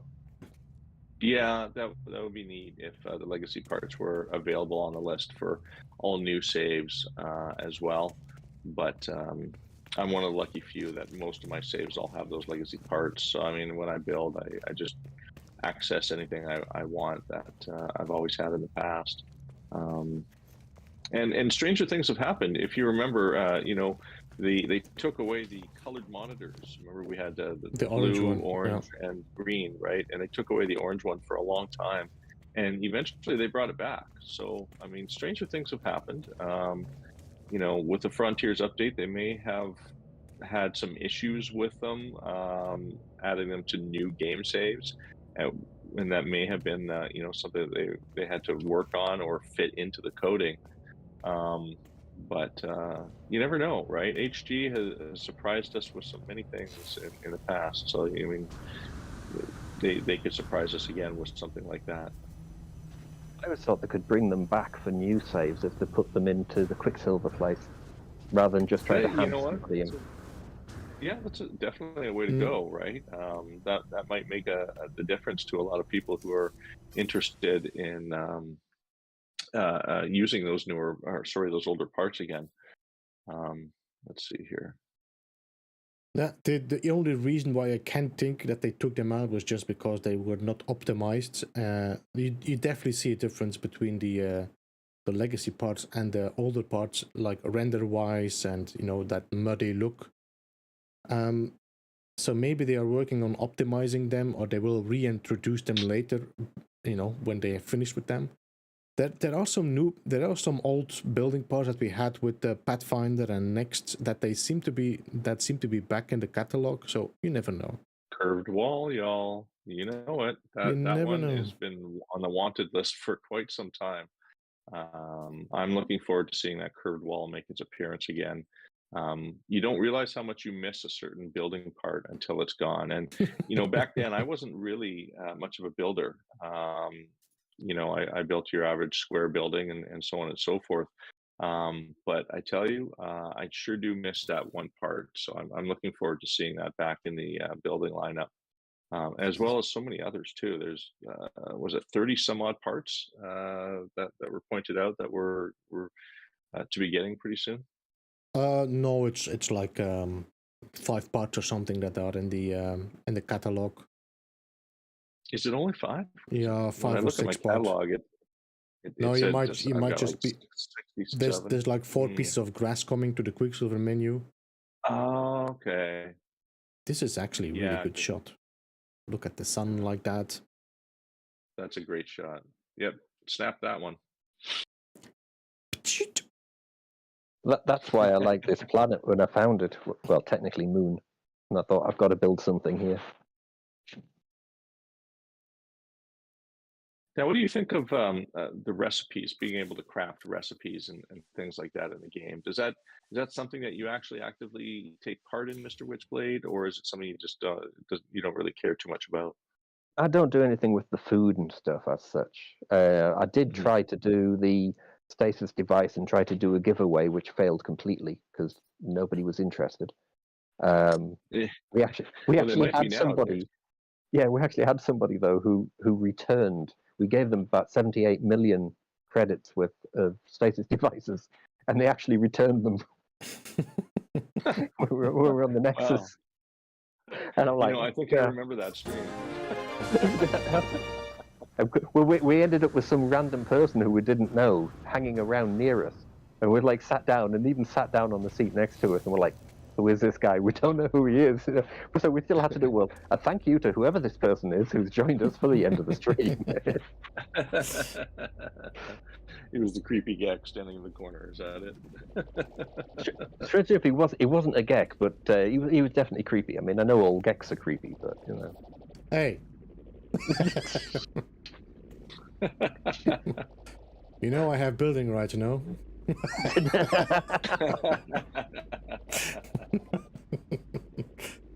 And it's dangerous to give Gary building rights, because what he does is he would remove the floor from where you're standing, and before you can jet pack up, he would put the floor back. You just drop. Yeah. Or put like some slime or something. He did that at the racetrack that I built when he did the challenge for the racetrack. Yeah. We hammered CG on that one, unfortunately. Poor guy was trapped inside a box somewhere. Now I'm thinking about a base to build just for CG again. One that spins. Yeah, so thinking about it, I mean, that's the spinny chair definitely pointed out a flaw in the game where, all three of us could be stood around a spinny chair, but only the person spinning the chair can see it spin. And that is a major flaw in the program. I mean, it's just like the cape. She cannot see my cape. That's such a pain. I think that's something newer in the game. I remember when multiplayer first was introduced, and we could start seeing each other's instances. You used to be able to see the chair spin when somebody would walk up and spin it, and it wasn't until, may have been Beyond or the next update where things started to disappear, where only the person who did the activation saw the active command that was being done, like spinning a chair or activating certain things. It was about the time when they took away the ability for others to access what we call storage, right? So you used to be able to put items in a refiner and leave them for people. And that caught wind very quickly, but HG saw that and went, this isn't working, it's causing some game issues, and they put it next to it right away. So that was something that we wanted a lot, was the ability to put things in a box or a refiner or something and leave it for guests, so that when they come to your base, they could just access your refiner and be able to take that out. One of the things I wanted to do would be if you could visit someone's base and leave something for the owner of the base, because that to me would be useful. I think it would be a fun thing, to be able to leave items, whether a little prize for reaching the end of a maze or one of the games. I see a lot of other content creators creating games and things like that, or even if it's a mine or something, right, to leave a little extra something in the back room in a refiner, or even if it's a communal multiplayer box, like a new item that's added to the game would be kind of neat, where it's literally a storage box that other players could access. That would be kind of neat. Limited 5 slots, nothing big, but just enough to put an item or two in there. Something a lot of fans have really wanted for a long time, and I hope HG implements something like that in the future. I think that would really add to the multiplayer experience. I mean, when they were talking about, when we were talking about the data mined files, and they say, you can now build your portals. That was the speculation at the time. I was like, oh, that's interesting. That would be great to be able to build a base with a portal in that sends you to a location, a fixed location. That would be really nice. It would be interesting and really nice as well. It would avoid a lot of people building at portals in the first place. I know myself, I'm terrible at this. I will build at a portal site for my own access so that I can just teleport to that base and use the portal, um, because it's quite handy. In the past, we experienced something called portal interference, where Yeah. if you built too close to the portal, your base wouldn't render. Mm-hmm. It is speculated that they have reintroduced this to the game, though not confirmed yet. For myself, it might be a reason why some of my bases may not be visible to others. I've got a couple which have recently been built, and nobody can see them. So I'm not really sure if that's just a bug in the game right now or whether or not portal interference has been reintroduced. I guess we'll find out soon enough when 4.04 is released. There were definitely some issues with with uploading bases and viewing bases. It was one of the release notes and the experimental patches. Yes, I'm looking forward to that patch when it comes out, because I know myself, I've received several direct messages from a lot of the members of the community, wondering where my base is and if I've deleted it. And I'm like, no, it's there, but they can't see it. And it's frustrating as a builder to know that somebody finally visits your base and then it's not there for them. But I mean, there's only so much we can do. I think the reason for this is also because of these game modes that are now customizable. And I think the server might be confused now, which is where, who is where, what is what, and I think that might just be messing up. You could be right. Yeah, the mix of cross-platform, cross-game mode. There's a lot of code in there that's involved in order for others to see it. I know that creative can now see normal instances and even survival instances for that matter. Unfortunately, permadeath is the one that is left out into the cold, as I found out the hard way not too long ago, that Pharaoh pointed out in the Discord. Up until then, I had believed that you still could see between survival and permadeath instances. And in fact, I was at one of my own survival bases on my permadeath account. It still rendered for me because it was in my cache, or cache, as some would call it. But when I tried to join somebody on survival in permadeath, I was not able to. It said it was a mismatch, not joinable. So yeah, they put the permadeath truly alone in that category. I guess to add to the difficulty rating, maybe for that one. I'm not sure what the reasoning is, but also it would be weird if you're playing permadeath and then somebody, let's say you decide to go for permadeath PvP. And then somebody normal can join you and just shoot you. It wouldn't make any sense. So I think it makes sense that when you lose your game, to keep it in a separate save or a separate branch. It does, and survival is a very similar game mode. But again, you can survive through survival, right? You can get your stuff back. Well, not really, but you don't lose the entire game file. For as permadeath, that's it. The black screen means end of game right there. So maybe that's just to add to that whole experience. And I think they learned a lot during that one expedition, the Leviathan, I believe it was called, on where to move forward with permadeath saves. I do hope that they allow custom saves now in Expedition as well. Allow us to go for the permadeath way of playing Expeditions. It might quell some of the audience who want things a little bit tougher, or ones that want it a little bit easier. I do remember when Leviathan was first introduced as an expedition, there was a little bit of a public outcry there where a lot of people were not prepared for the devastating loss of what a permadeath save can offer. And subsequently, a lot of people didn't play that expedition because of that. And it's definitely an experience, and I always tell new members and new people to the community, try it out. You never know, you might like it, but to get that experience, the experience of all the different things that HG has given us, you want to have that experience, whether it's good or bad. At least you'll have an informed opinion on what you think of that type of game mode.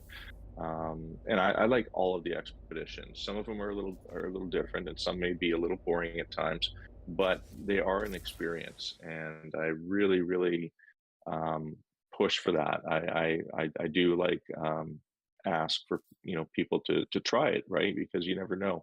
You may find you like crafting cakes and stuff, or collecting poop, or dying multiple times in a death sequence from a permadeath save. But there's all kinds of different experiences, and I do know that each one that they put out, they give us a different experience on how to enjoy the game. This last one even more so, where this was done all on our freighters almost completely. And I really liked how when I started my opening screen, I was on a freighter, not a planet, and that was another new experience to add to the list of what are we up to, 8 now, expeditions, 8, Yeah, 9, 8, is that where we're at? yeah. So I'm looking forward to what the next one is. What about you guys? What do you guys think should be the next type of expedition? You have to survive every single one of Beeblebum's base, or you get trapped forever in a dungeon. The ultimate feature. Any Beebs? I don't know what to. I mean, what did we get update wise now? We got an update towards. To be honest, it was more challenging when the update dropped. When 4.0 was 4.0, the permanent was way more challenging. So I don't know. Yes. I mean, the supercharged slots, I don't feel that was a plan. That was not intended. So this is something they added to compromise.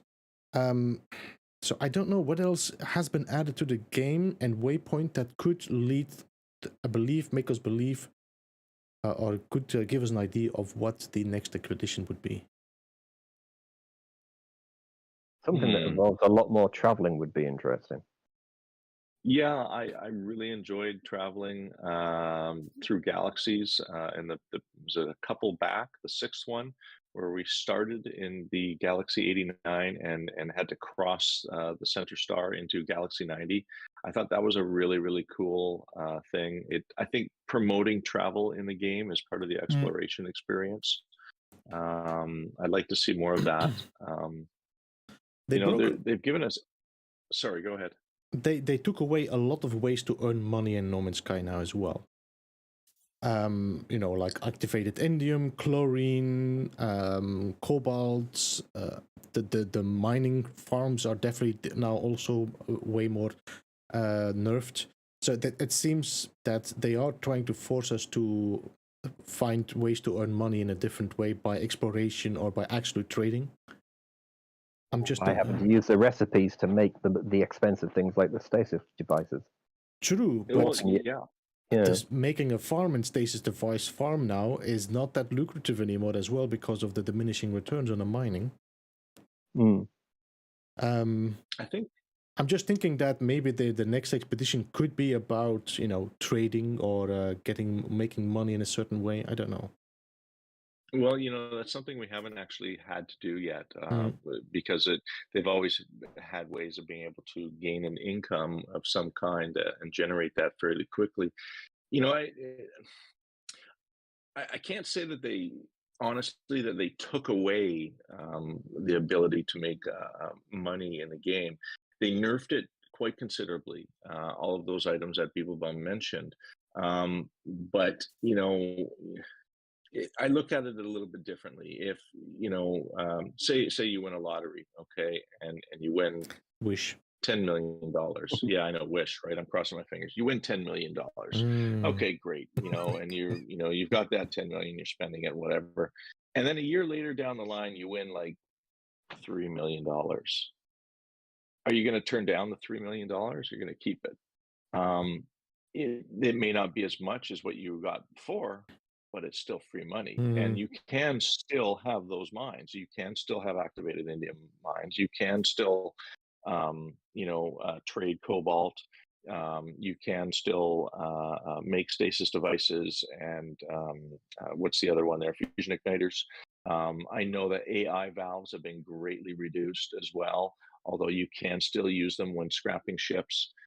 those items are all still there, and they all still have money values attached to them, but they're severely nerfed. And I think that they're just trying to manage the ability to reach those high level of millions at a quicker pace, thus making it maybe a little bit more longevity in the game in itself. It doesn't take long to make say $100 and some odd million, and at that point you can buy a freighter, you can buy a ship, you can buy all those things that a lot of players they have to work their way towards it. Back when the game was first released, and what was it, Foundations was the first update, there wasn't really an awful lot that you can use to generate an income. Most people were running around collecting Gravitino balls and shooting sentinels, and the only other way was really farming, like farming those albumum pearls and other items that they gave us for farmable collectibles that we could harvest and craft other items for.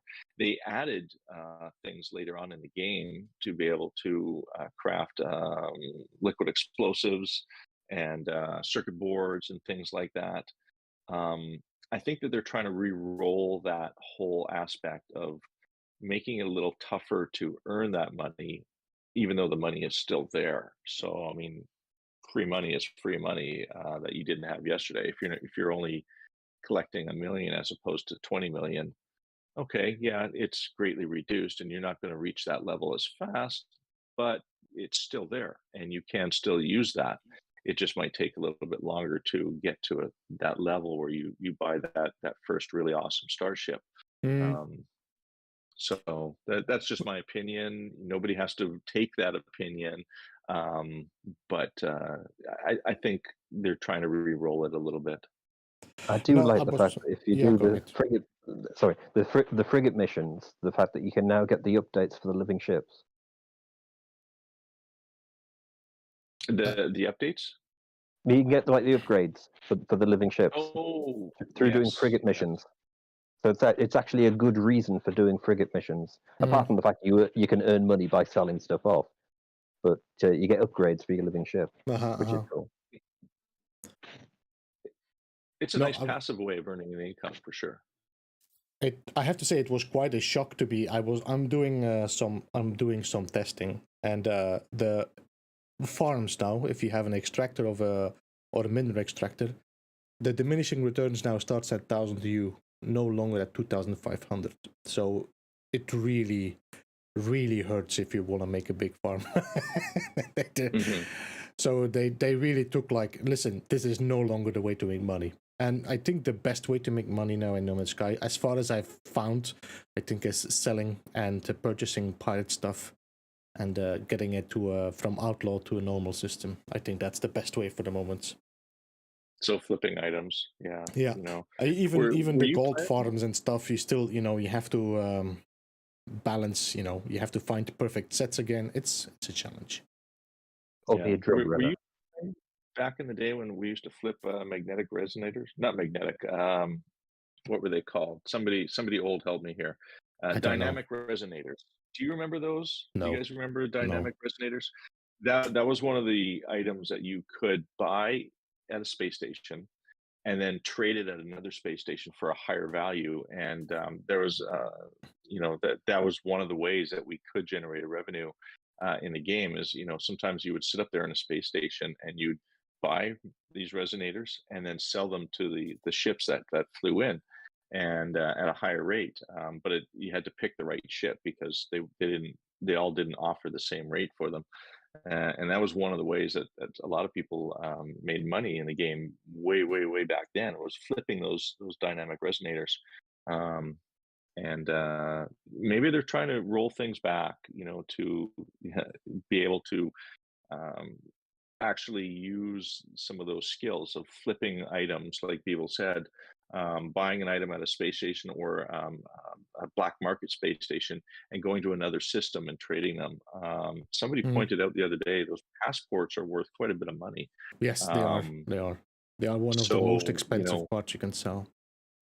Yeah. So, I mean, it sounds to me like they're just trying to re-roll things a little bit and make it a little bit more challenging to get some, that revenue for your character built up. All too often, what we see when we're in the anomaly is somebody will just drop a stack of AI valves on you, and you think to yourself, "Well, there goes my game." No, I definitely want them to take. Game, I need to send a Zendisk about that. I want them to give an option to turn off trading.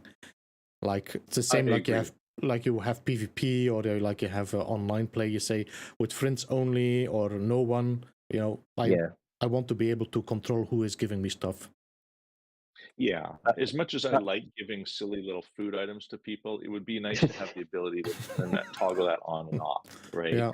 I know Beeble's laughing because every time I see him, I end up giving him some ice cream or some stupid item like a donut or whatever. But it's a useless item which you're not going to make any money off of. And best case scenario, he uses it to charge his life support. Other than that, they're just useless fun things. last time I was building and I wanted to delete something, it said inventory full. I said, why is my inventory full? I checked, there was like 3 cakes, 5 donuts. It would stop people trying to do that duplicating glitch as well, wouldn't it, though? If you could turn it off, because the number of times I've been in the anomaly, true, but they've dumped stuff on you. There's so many people still using that duping glitch while it's so outdated now. So people are not following the latest trends in duping. Yeah, you're right. You don't have to be online or in the Nexus to do that so much anymore. It's like you said, it's an outdated method. If you still do that, some of us don't, and some of us do. I will admit there are times when I will dupe myself. I use the offline solo method myself if I am going to choose to do so. I disagree with giving people random things which they don't want. Most people in the Nexus, they don't want that. If they want resources, there's an emoji. It says, "I need resources." Those are the people I focus on if I'm giving something away in the Nexus. But other than that, I would prefer not to, unless it's like a giveaway kind of a thing that you're advertising for your community, where people would come, for that. But like you said, Beebs, that's an outdated method, and I wish people would stop, giving me like 1 carbon.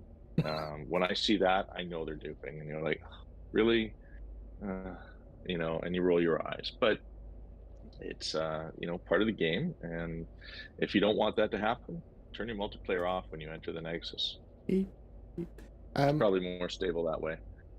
You have another base Witchblade you want to show us, or do we move back? Well, I can take you over to the modified farm if you want. All right, let's do that. Let's get back to here, the anomaly. Okay. I'll try to work out where my portal is. It's around here somewhere. Here it is. I have not checked if... no, it wouldn't make any sense anyway. Never mind, wouldn't make any sense.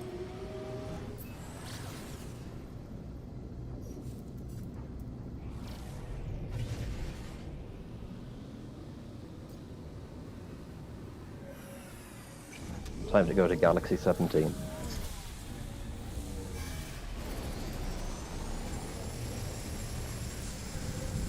Galaxy 17?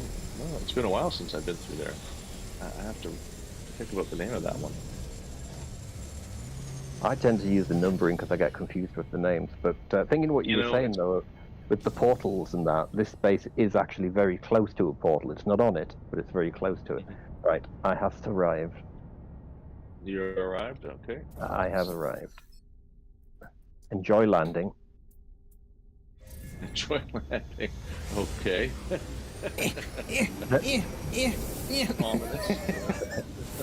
There is a little bit of glitching involved in this phase, but not much, just a little bit. It looks a hell of a lot different. Outside of the anomaly. What? Got a pirate attack? Oh, is this an outlaw station? Yeah. Let's see here if I can see MrWitchblade. Right. That's is that Beebs? Nope, that's you. Okay. So I noticed there's a few bases on this planet, or on this system. Are all these yours, or is this like a community? No, I've literally just got the one. I don't think CG's got one. I know Gary put a small base here once when he first started, and he needed some resources, so I need to he had access to the farm. It's a good thing I have a potent cannon on this one, because I didn't check my weapons on my ship on this save. Can I lend some support? You need a hand there, Beebs? Nope, gone. Took care of business? Alright then, I'll leave it be.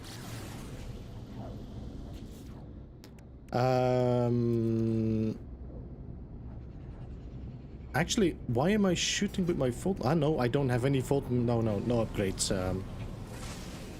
I didn't. This is a save seriously that I had to just start because of this issue here with the experimental. So this is one of these saves that has been neglected. Yeah, it took a little bit of time to get my saves sorted out. It wasn't really too bad, honestly. Oh, I like this. Yeah, I do like that.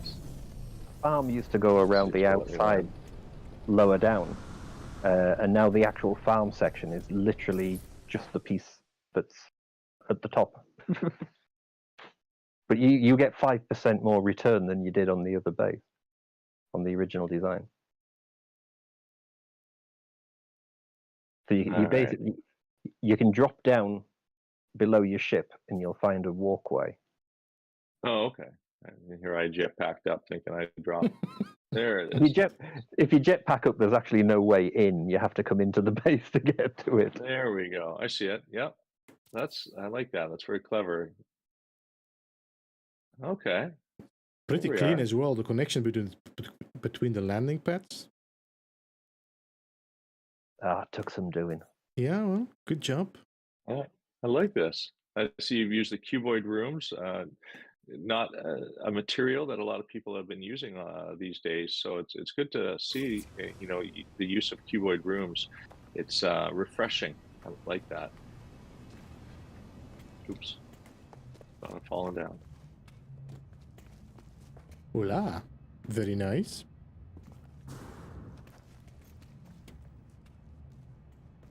I like this base. Be still my heart. Cafe 42 logo.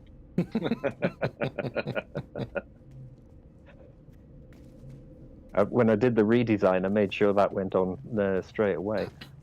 Obviously, the seating area hasn't been fully finished downstairs, but the teleporter takes you all the way up, and it's glitched in such a way that obviously you access one dome, and the dome above you also empties at the same time. Oh, very good. I like that. So you only actually access 3 domes, but you're emptying 6 domes. But of course, every dome has like the equivalent of about 10 to 15. Yeah, you got a bunch of stuff in here. Yeah, there's 10 to 15 domes worth of plants in every dome. That's fantastic. This is a great resource for community members. Definitely. Anybody who needs items in the game, any craftable items, I would definitely suggest coming to one of these bases. Have you thought about posting the coordinates, the Beeble I'm not sure. I don't think I've put it in the Beeble Hive. I will do, because like I say, we're right next to the portal. I was looking for my supercharged slot, but I'm not on experimental anymore.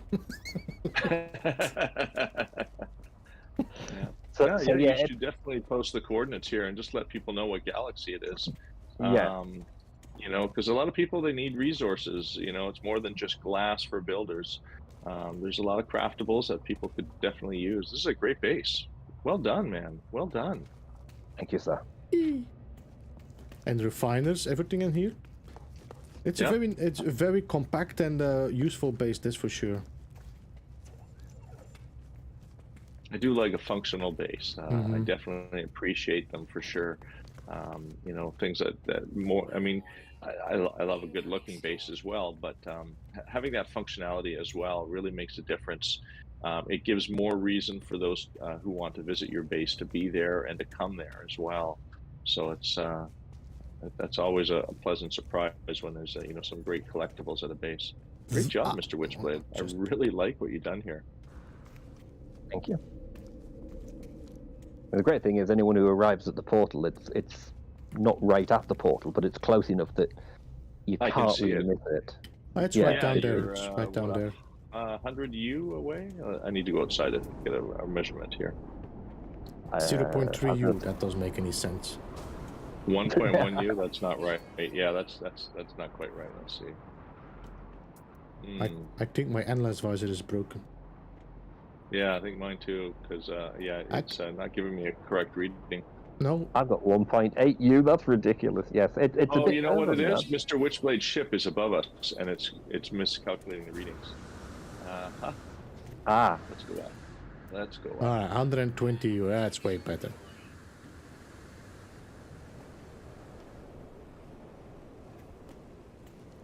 Yep. It shows about 130. But oh, effing hell, we're a normal. Yeah, you might want to charge your shields. It's not the healthiest of planets, but at least when you get here, there's loads of resources. And of course, there's even a little bit of carbon for people to pick up as well, if they want. Mm-hmm. Yeah. Oh, fantastic. I'm going to add a bit more sociability on the lower deck and, decorate it, because the original design was better decorated. It had more Cafe 42 stickers for one thing. I'm happy just seeing the one. That's fantastic. And but you got the purple as well, which is your color. Yeah, I also had the expedition. So I had I had 7 expedition banners on the wall as well. Oh, nice. But of course now it's 8, so I'll have to find an appropriate place. I'll probably do it down in the more communal area. The seating area.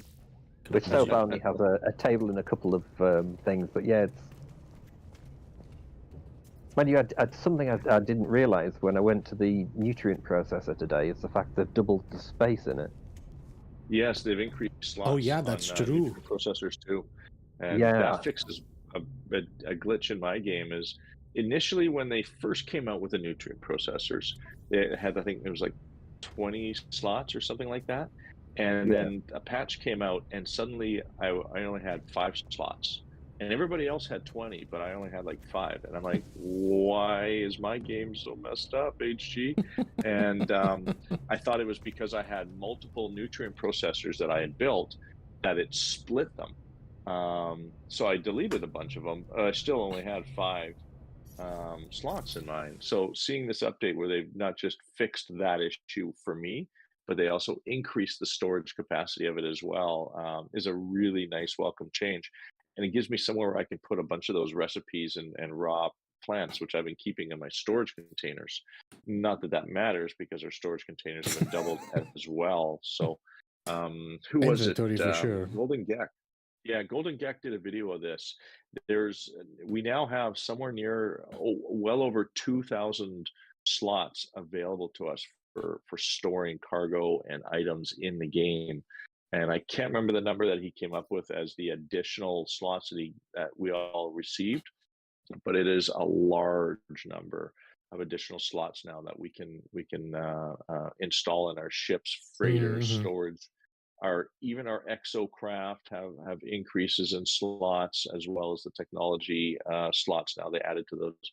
There's a lot of new slots. It's a huge plus to this update, which I think was overlooked because of a little bit of some of the backlash. And that to me, slots are king. That's gold right there. The more slots that I have, the better I feel my character is to equip with myself with anything that I need in the game on any given day. So like I'm ecstatic that we got slots in all those categories. I like it because I'm a storage whore. Me too. Yeah.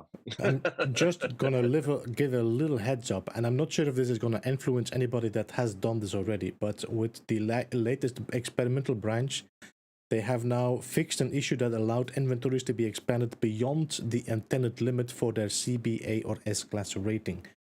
So I know that a few people had like the multi-tool and they went like 90 slots in the multi-tool.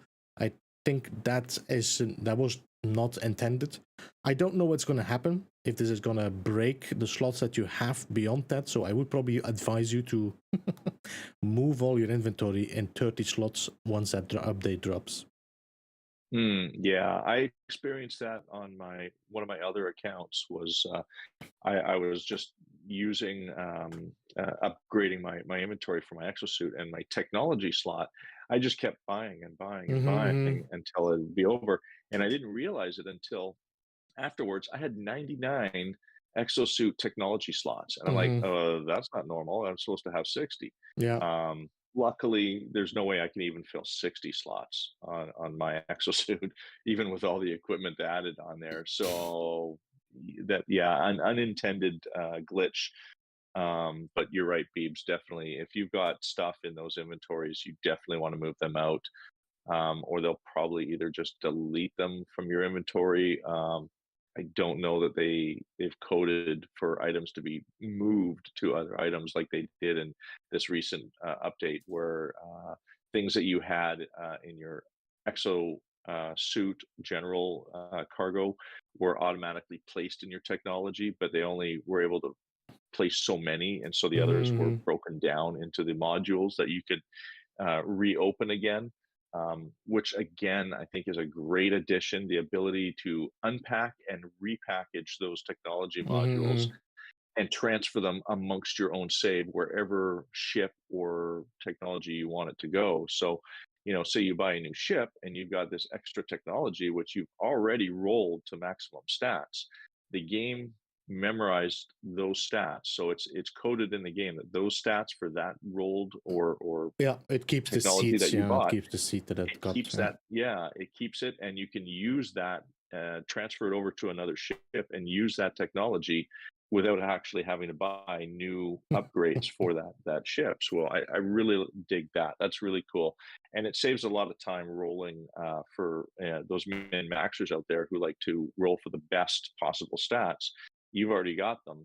All you got to do is store them until you're ready to use them in the next ship, multi-tool, or what have you. Or you can just say, I want to have this ship the best, and then I move the second best to my secondary ship. It's not like you lost them. It's a good way to keep the modules. Yeah, and you can just pack them up and move them from one ship to another. I think you can even transfer them to other people if somebody is in need of a technology. I heard people trying it and it didn't work, because a lot of people were trying to give the incinerator to other people and it didn't work. Okay, what about upgrades? I don't know. I have not. Let me see. I have. Here, let's transfer something to each other. I got stuff. I got shielding. What's your shielding? You need shields? Here, I'm going to give you shielding for your ship, Beebs, and see if you can take it. Let's see. Can I trade this? I cannot trade. This I cannot trade. This I cannot trade. Nope. Okay. Yeah, it's not giving me the option to even hand it to you for that matter. So yeah, you're right. Okay, so upgrades are not tradable at all either. So the repackaged ones you cannot give. I can give the ones that I got. That when they are not unpacked, then I can. Yes. Yeah, if you've got just an S-class upgrade there that's not packaged, you can still trade those. When we were talking about boxes for passing stuff to a player when you're at the base, it'd be good if you could put things like the upgrades as well. It's like, I've got 3 shields. Here's 3 shields. Have them for your ship. Oh, absolutely. That was specifically that permadeath expedition. There was a number of travelers who I helped try and get through that particular expedition, where they found it was very difficult. And one of the items that I would show up with is I would give them a shielding upgrade, just to help them get through the difficult times. One shield makes all the difference when you stub your toe and you take that huge amount of damage. that's a life or death saver right there. And it'll allow for that just 1 bar left to maintain life, as opposed to you crash in your exosuit and all it takes is one stumble, and the second damage you take, that's it, game over. So that was one of the things where I was able to help a lot of travelers, was to give them a shield upgrade for their exosuit, and that gave them the ability to upgrade their exosuit. Just that one health bar more made a difference to them. So that would be a really pleasant surprise, is to be able to put items in a box for people to grab, especially on harsh planets like this one. To maybe give them a was it the fire upgrade? Is that what the I gotta go outside to find out what the I think it is. It might be thermal. Is it thermal? Thermal heat. Here, thermal heat. Let's just find out. Yep, it is. You're right. Thermal heat. So, on a planet like this, it would be a really great idea to put a thermal upgrade in a box, and those who don't necessarily have upgrades or carry them might find it useful just to throw one in there really quickly while they're on planet, doing things. Very cool base. I like the design. I'm looking at Beeble's stream here, and he's doing a nice slow pan around the base. I really like how compact it is, and I like how when you land in your ship, it's attached on the side of a box like that. That's really cool. Well, I mean, I wanted to save parts because of the daft 16K save limit issue. I have bounced off that so many times. But the general cube shape, like I say, I was again inspired by the Beeble maze for its cubeness. It's cubeness. Well, GG squared likes that. Okay, terrible pun and an awful dad joke, but I'm sorry, it had to be said. I think all jokes work. Yes. Is it storming outside? Yeah, it is. Okay. Yes, relax. My camera just went all the wild. There we go. Yeah. No, sit. Hey dear. You're floating in your seat.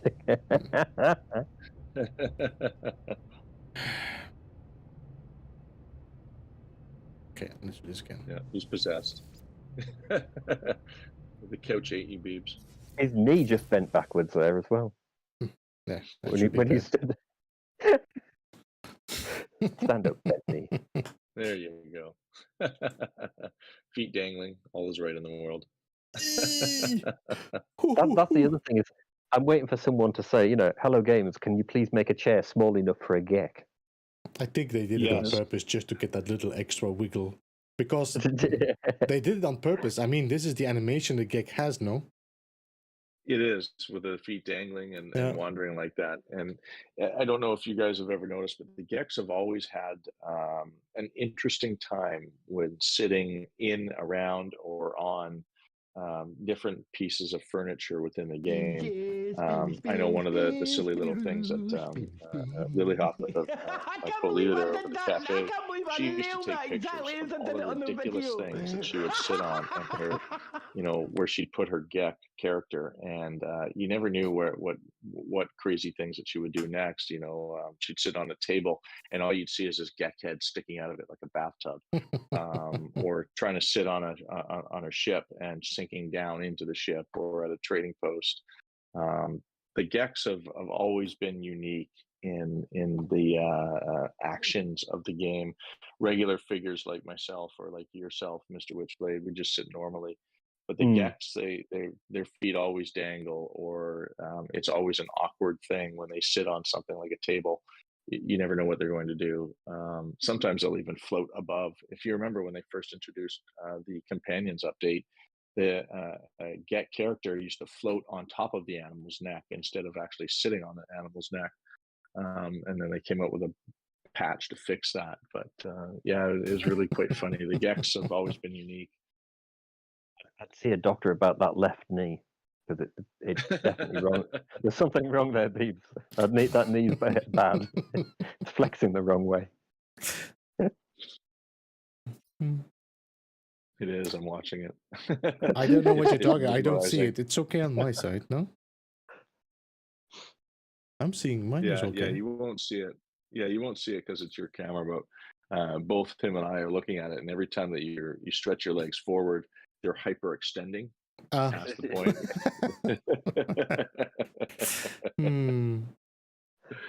Fantastic. On next week's show, Beeblebum at the at the local hospital, you know, having an MRI scan. Why is my knee doing this? Yeah, well, Beeblebum the contortionist. Well, Gex already fit into very tight spaces. True. True. I would do like a tight space. Put a Gex in a box. Yeah, So, I'll let you get off the hook with that one there. I'm sure somebody will quote that. So what would you like to see coming to No Man's Sky in the future, Witchblade? Well, I mean, the share box we were talking about would be a cool thing. Yeah. The ship customization, I know it's something that people have, it's very split some people, but I think if it's something that you've got to work at, so ship hunters can still find you a good ship, but if you want something specific, you've really got to like work for it. Because if they make it easy, it's boring. Make sure you've got to travel. Make it if certain things were only available in certain galaxies, it would make galaxy travel have more of a point. If parts could be found by doing frigate missions, it would also give that another reason for doing it. One thing I'd like them to do is like, and I have perpetual issues with snap points, especially with triangles, because there are times you have to change your camera view. Everything's worked fine for about 3 minutes, and then you've got to change your camera view, and then everything works again for a little bit, and then it stops clicking in and snapping in. So obviously, I would like that fixing. But new things, I mean, everyone's a sucker for a new ship. Being able to color things properly, because some of the newer parts you can't really color them properly. I think you described it well when you were on about you've got like a main color and a secondary color. Let us choose what those are. Yeah, so you can choose your primary, you can choose your secondary. It colors the part the way you want it, because that would be a bit more unique. Yeah, for bases, that would be cool.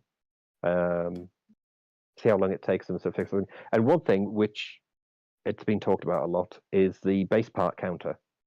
I mean, it already counts how many parts you've got, which is why you know when you've hit the save limit and once you've got to over 3,000 parts. But if it just displayed 2 lines which said current base, so-and-so of 3,000, and then save limit, and it told you how many parts you've got, so you could see when you're getting close to you can plan ahead. Yeah, that's it. You can plan ahead, yes. Although a lot of people will be dismantling mining reserves. Yeah, I think a lot of people, will just delete their activated indium farms now. But in some ways, it's better to just restart. Yeah, I agree. Delete a base, restart, build something new, more accurate to how the game is now in its current state. It would seem that gold is now the big resource item to be mining. Yeah. And farms like fusion igniter, craftable farms. You were saying, Bibbs? No, I wasn't. I was waiting. I thought I was just checking if your microphone was muted suddenly because you stopped talking. Yeah, I know. I've got my finger tapping it on and off as others are speaking. So yeah, I mean, definitely some revamps of a lot of those farms is definitely in order. I think that gives a little bit more playability and longevity in the game. If you had something and you've completed it and it's done and you don't have to do it anymore, it takes away from playability, and being able to continuously playing the game. If you have to rebuild something or revamp it to the game in its current state. It gives us reason to, excuse me, to delete a base and rebuild it so that it functions in the current state of how things are. And with the recent nerfing of a lot of those items, it stands to reason you're going to want to get rid of those activated indium farms and put up some gold farms, or maybe you just want to take a switch altogether and create a fusion igniter or stasis device farm, which are more profitable now than the AI valves, which for a long time the AI valves were probably the most expensive item that you could sell in the game. So I like that they've made those changes. It allows us to control a little bit more of how we gain our millions in the game. It's too easy to scrap a ship, get a couple of AI valves, and suddenly you're the richest guy in the galaxy. Maybe not quite, but you know what I mean. The ability to earn that much money that quickly, I think, takes away from the game, and I like being able to build up my units and my nanites. But that again, that's just my opinion. Not everybody agrees with it, and that's okay. Yeah, for me, it's as well always been. If I play a game, it's for the challenge. As long as I can, challenge myself or the game challenges me, then I'm happy. As soon the challenge is gone and there's nothing anymore that is, triggering that need to compete with myself in a way, then the game loses interest for me. But some other players just play the game just because they want to explore, they just want to fly around, and then other players want to, there's so many different kind of players in No Man's Sky with different approaches to why they play it. That's why we also have so many different opinions about the game and how we want to see the updates evolving. I agree. I do see something. I don't know. This update for me felt like a point, like a well, the name itself, waypoint to the game itself. The title says waypoint. I feel like there's something coming, a next update is gonna add to this one. But again, Hello Games should definitely have a bit of more communication, because I think communication would probably have solved a lot of the controversy and angry people, knowing what was going on. Why are you doing this?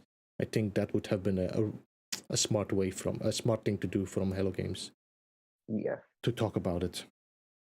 I did expect something a bit different though everyone was talking about the 60-year anniversary, and I did expect something different than what we got, because to me it was like they kind of changed the game, but they didn't really give anybody whatever the amazing thing everybody, I don't know what it was, but everyone was like expecting something really amazing for the 6th anniversary.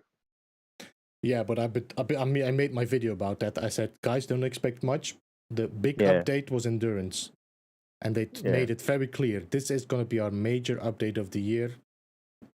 And Waypoint there's a lot of things changed in Waypoint, but it was not a big update. Waypoint in one, things just changed.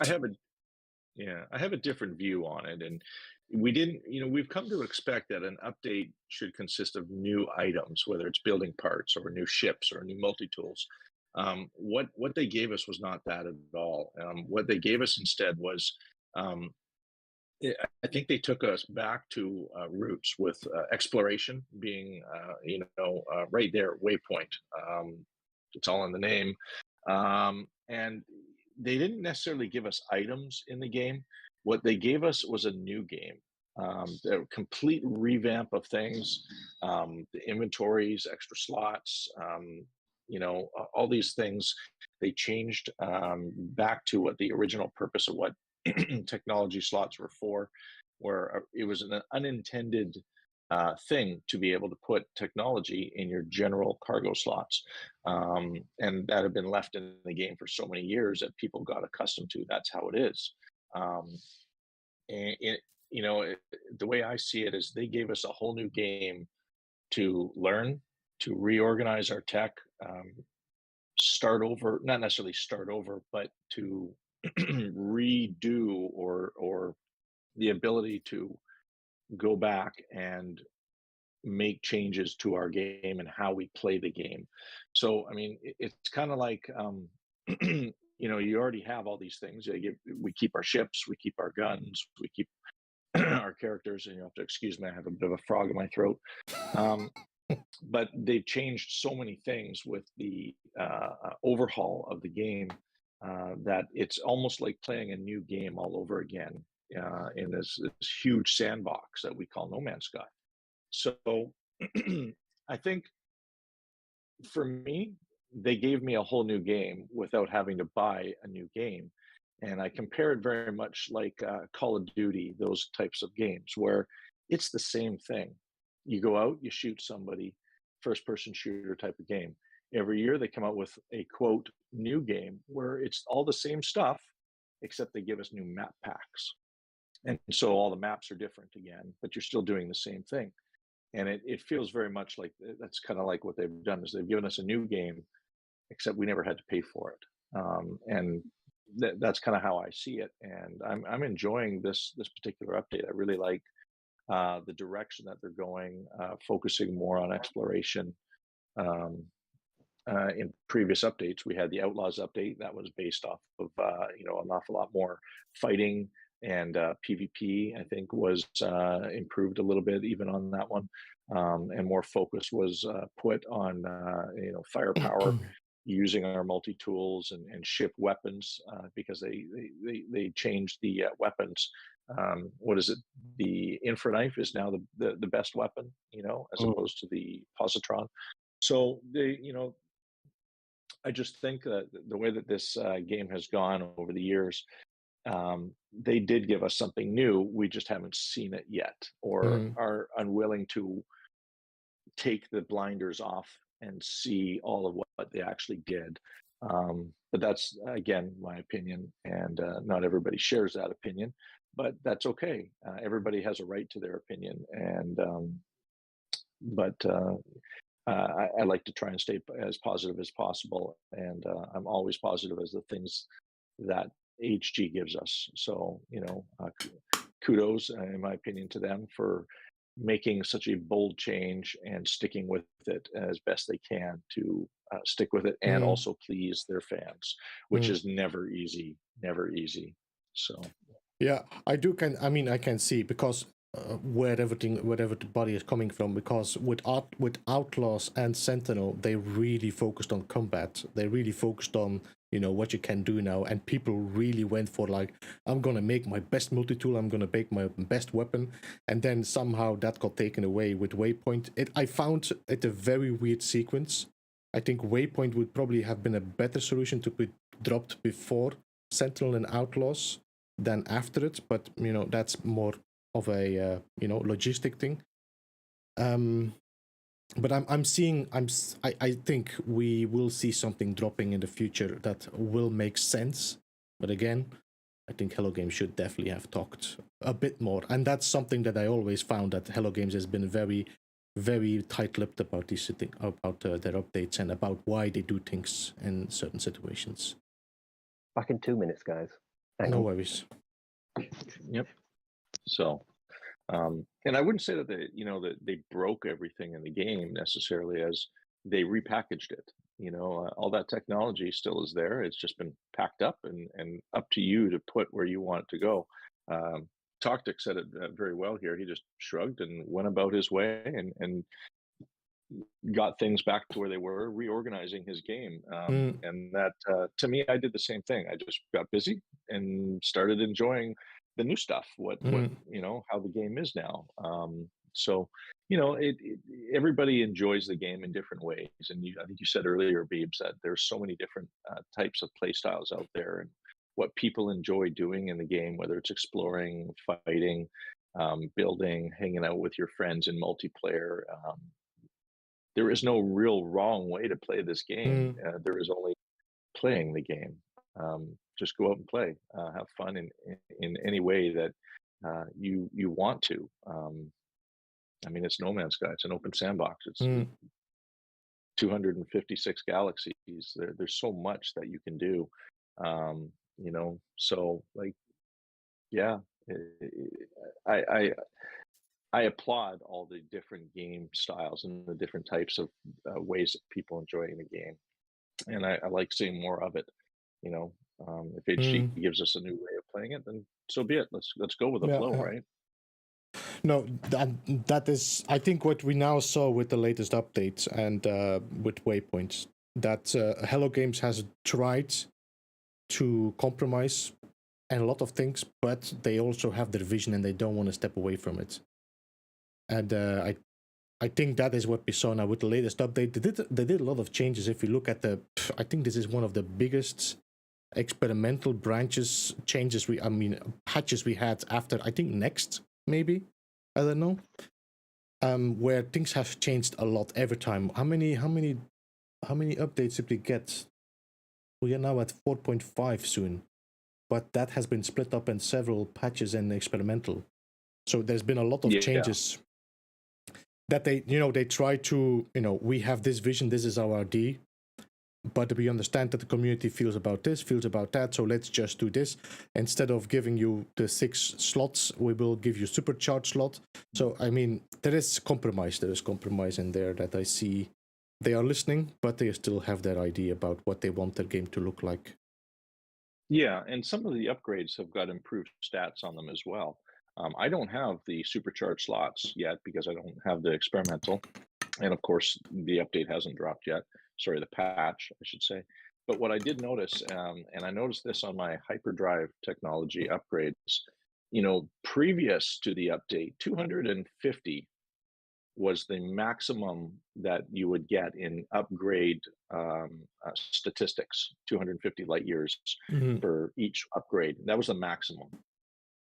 Some of the technology, as I was replacing it and moving things around and trying to see which one was the best technology to put in there, I had technology upgrades, which were now 259, 264, hyperdrive upgrade light year distance.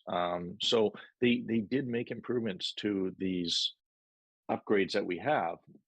I think it's just really hard to see the light through the trees that, even though they removed the ability to have 6 slots worth of upgrades, they buffed the upgrades what we do have to put in our technology slots.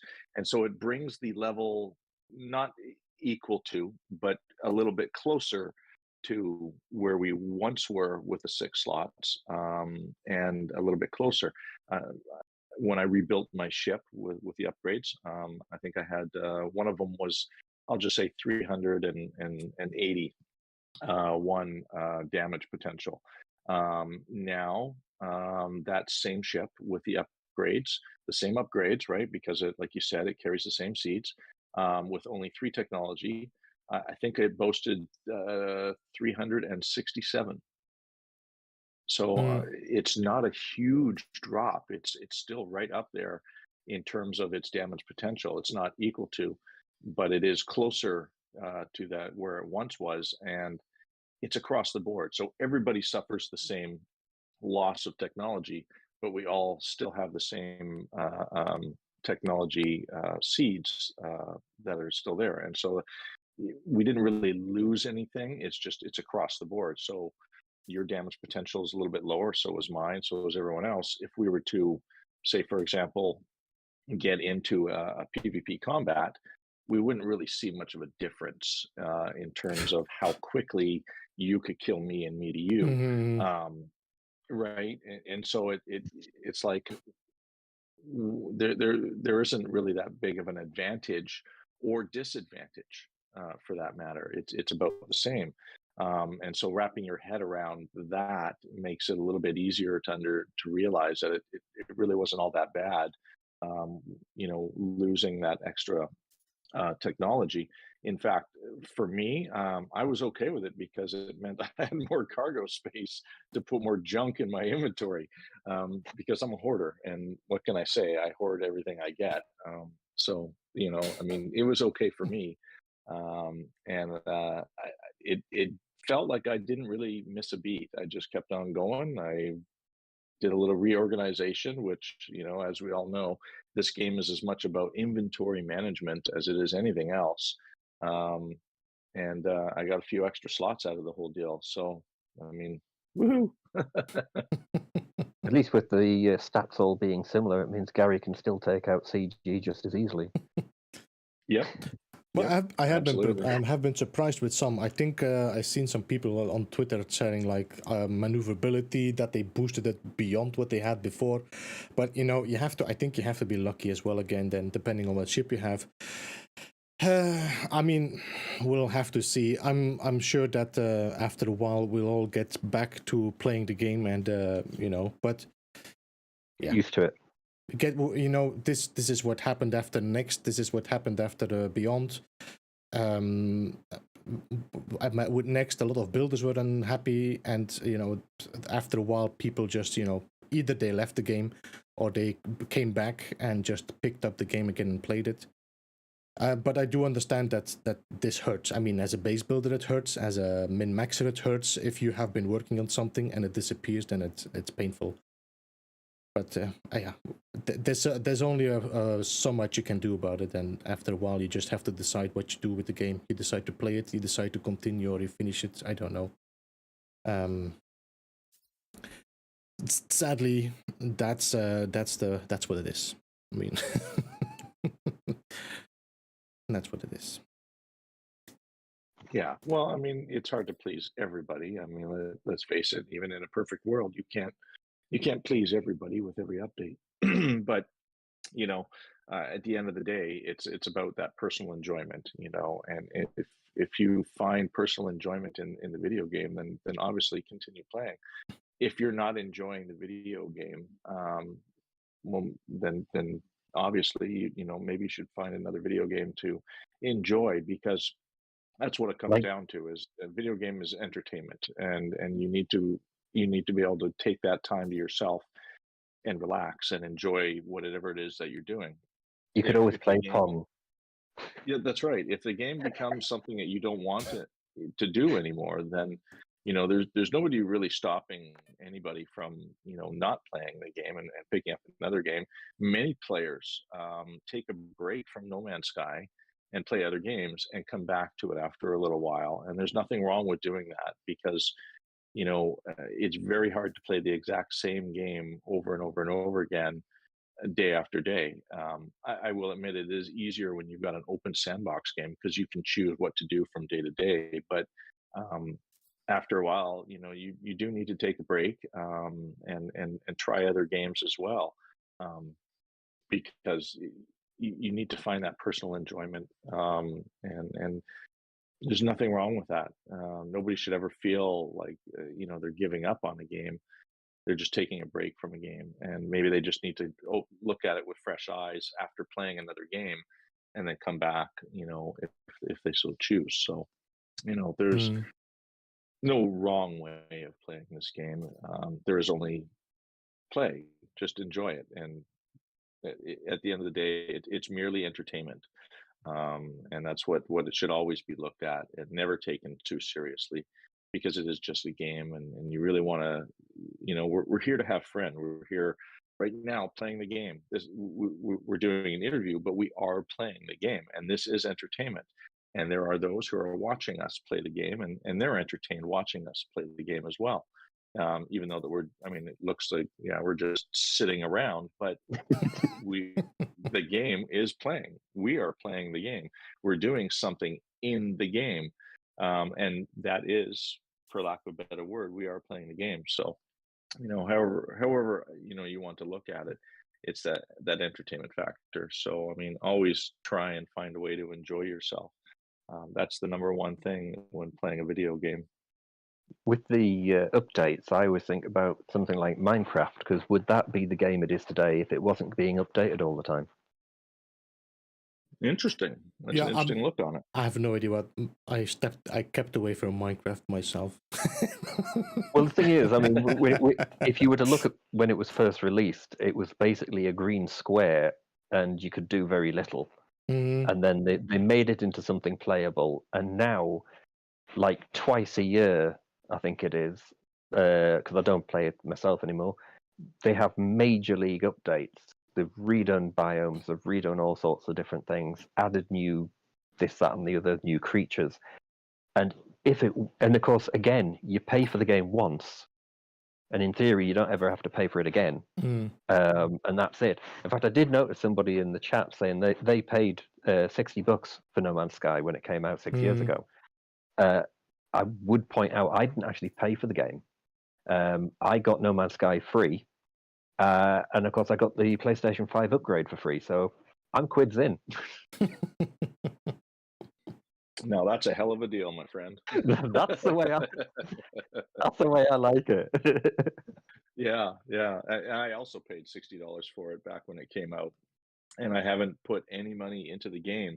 I put more money into the community than I have the game, and that just speaks about the community itself. The things that we want to do to improve our experience within the game is using the No Man's Sky community to enhance that, right? We all have Discord, well, not all, but I mean, most of us use Discord, and various other multimedia apps like Reddit and Twitter and so on and so forth. That's all enhancement for the game, right? Or what you would consider a companion app. And, these are just tools that we use to enjoy ourselves and communicate with other people who also like playing this game. This has given me yet another name. Eh? What? Mr. Glitch Cheater. Or Okay. Glitch Eater. I'm not sure. Glitch Eater. So, Mr. Witchblade, what is your plan for the coming? You have anything you planned, like for streaming or doing content about, or? Well, like I say, I'm trying to make sure we've got at least 2 No Man's Sky base visits every month, and I'm currently booked all the way through to Feb. I've got, I know CG's got a couple of people he wants to visit. So it's a case of once we know who those people are, he's then got to work out which base we're going to visit, but he hasn't said anything yet. So February and March, I think, are his favourite people. God knows what that's going to be. It's going to be a good one to find out. I thought I was his favourite people. No, you pushed him off. You pushed him off the base, Beeb. You fell to the bottom of that list. Working out whenever he's in camera mode is the moment, and Beeble did do that perfectly, I have to say, at the space station. But yeah, I mean, we're looking, because we always do the Among Us at the last Tuesday of the month, and of course when Discord hits PlayStation, that's going to open it up for more people to join in, which is good. And like I say, Thursday's stream is just some random whatever, play something for a couple of weeks, see what else there is. And next year, who knows what? And if I get a new computer, I'll be able to finally get stream chat bots so people can have the ad quotes and everything they keep asking for. But there's so much stuff that should be quoted already. Yes. Yeah, I believe Warfy has Warfy and Lisa actually have a list of various things, and I do actually think to myself, I hope that list gets lost before we do it. But yes, unfortunately, the poor laptop's struggling. So next year, I'm going to be picking up something else that I can put the chatbot onto, because obviously I stream direct from the console, so I don't use like Streamlabs or anything. I straight from the console, so I have to use just the chatbot bit. But it's coming. It is on its way. It's on its way.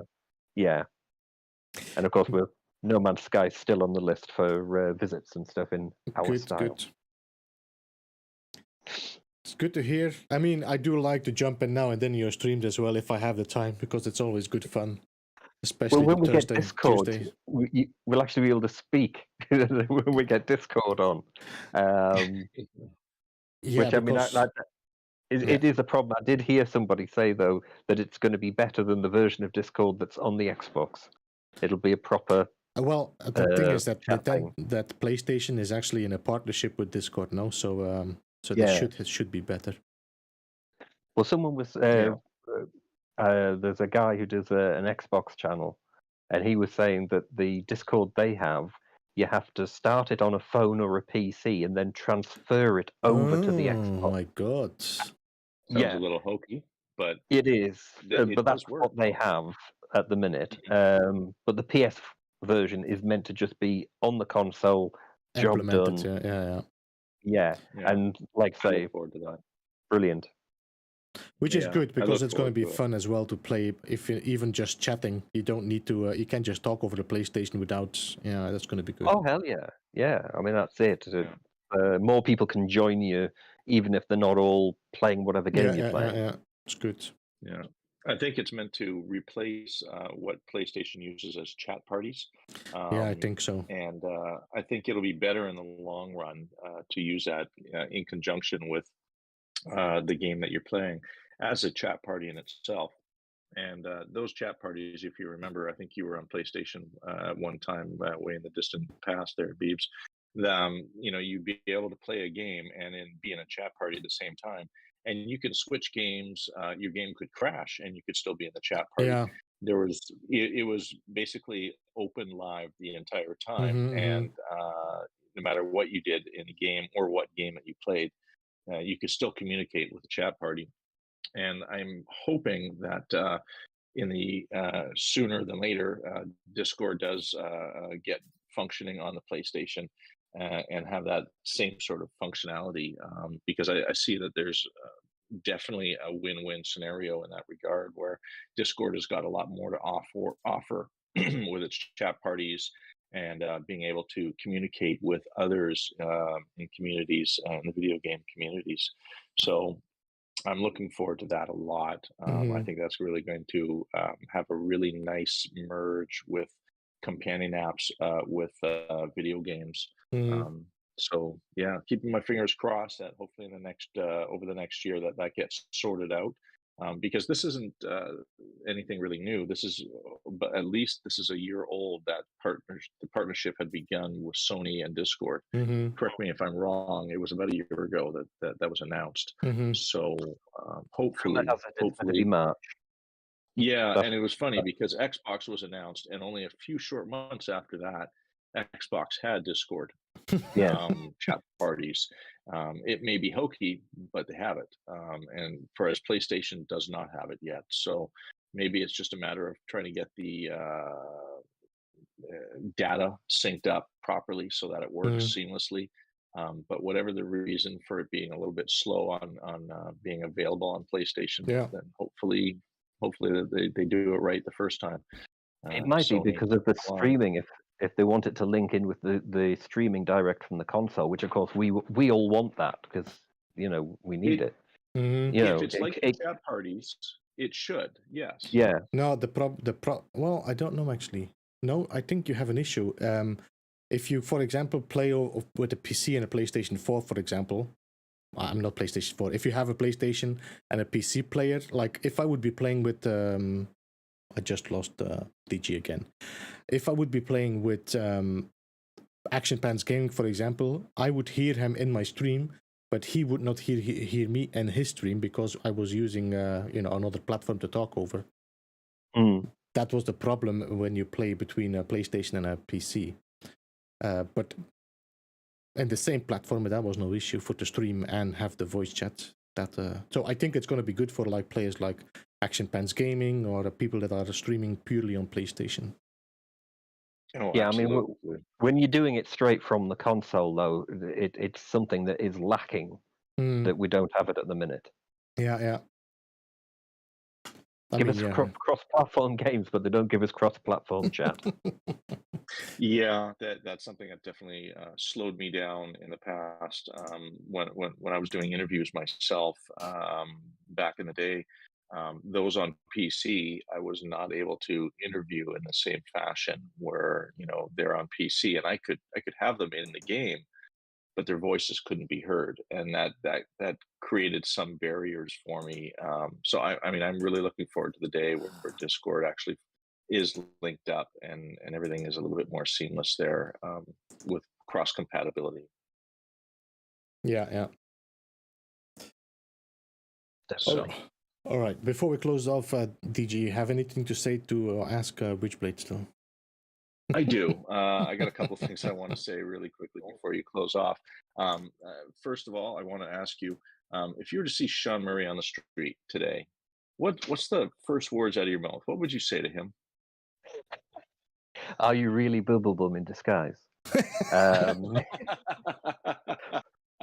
Best answer I've heard all day. Once he's finished beating me round the head with a stick, I'll be saying, oh, "What would you do if you met Beeblebum after he put you in a fire?" I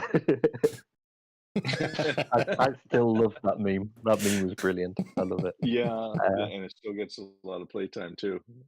I do wonder though with Sean if, and I look at other companies around the world, not just gaming. He has an idea, and it's how well does the company actually come up with that idea? Because you can even look at SpaceX, Microsoft, Apple, and other companies, and you have the guy at the top who comes up with an idea. The company then has to try to translate it into, and how accurate is it? Is it really 100%? Yeah. I think the ingenuity of coming up with an idea and then making it happen, putting together the right team of people in order to make that happen is just as important as making it happen in itself. You mentioned a couple of companies that currently have done that in the past, and I think HG is definitely one of the ones that are up there as far as video games are concerned, where Sean had an idea and he put together a team and put together this game that we all love. I think it's very different than where his idea originally started. But I think even Sean himself would admit that he likes how the game has gone, despite the setbacks that they had initially with the game's release, and how it's grown, and it's found its own image, not far from what his original image was or vision was of what the game should have been. But times change, and as times change, you sort of you find ways of fitting in or adapting to how the times change and the audience that you're making it for. So kudos to him and putting together a team that has done amazing things for Sean, with Sean, in HG's department. All right. Yes. If is that the end of the stream today, Beebs? Yeah, I think we're going to be closing off. I definitely want to thank Witchblade before we end off, of course, for joining it's a us. pleasure to be here. Definitely a pleasure. No worries. I know DJ wants to say still something, so I don't want to close off before that. That's okay. Yeah, no, I didn't want to interrupt as well. Really, I just wanted to say, a great big thank you to a lot of the community members in the No Man's Sky community at large, all of you, every single one, not just the ones in the Beeple Hive or who are watching today. I just want to say thank you to everybody out there in the No Man's Sky community who have shown tremendous support for co-leader of mine, Lily Hop, who's going through a really tough time. And everybody has shown so much love to her and the Cafe 42 in trying to assist in helping her get through some of this tough time. And those of you who know, there was an announcement that was made in the Beeble Hive and various other communities out there.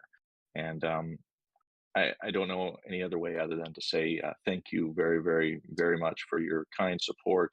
And it's been overwhelming and absolutely appreciated. And we can't thank you enough, those of us who are looking after things in trying to make this happen for her. So thank you all very, very much. It is greatly appreciated. And we're all hoping and rooting for her to make a speedy recovery as things progress. So thank you all very, very much. Really, really appreciate it. All of you, every one of you. You're just the most beautiful community any one person could ever be a part of. Yes, indeed. best wishes to Lily as well, of course, as Alex said. She means a lot for a lot of people in the KISS community as well, so it's good that she would be back as quickly as possible in that group. Yes, tirelessly always there to help others, never judgmental, and she's helped so many in the past. I know myself, I jumped at the chance to assist and try and help when I could.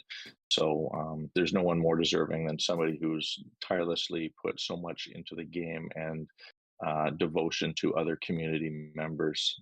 So yes, definitely. Thank you very, very much, everybody who's shown that support. We love you all.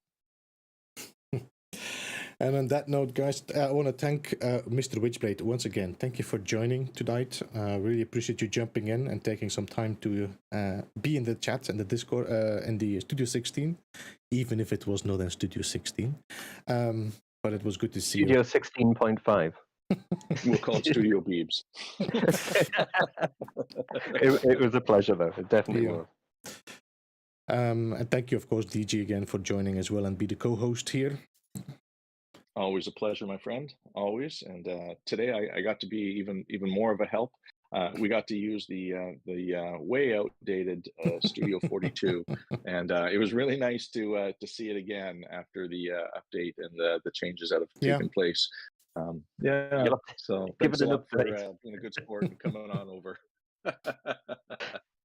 You'll have to update the studio now, just in case it needs to be used again. You know what? It's a place that has many good memories for me.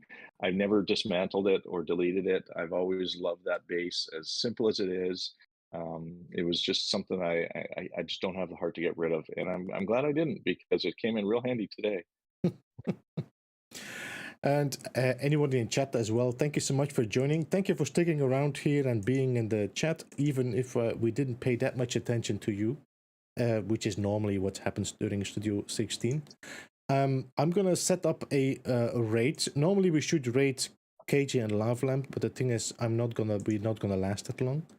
So I'm gonna set up a raid to Ricey. There we go.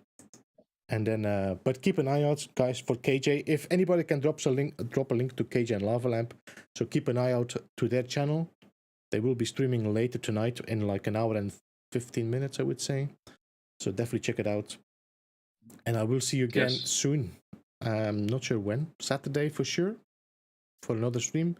But I don't know. I have no idea what is going to happen now with No Man's Sky. Is there going to be an expedition happening? I think we're getting to the point there's nothing going to happen this week anymore, but we'll see. Yeah, you never know what the future is going to hold. We may have an expedition coming up. Nobody seems to know anything about that. So nope, even the data miners are confused. We might even get a Sean Murray doll. You know what? That would be kind of interesting to have a Sean Murray bobblehead on our starship. I think I might build it into my fireplace.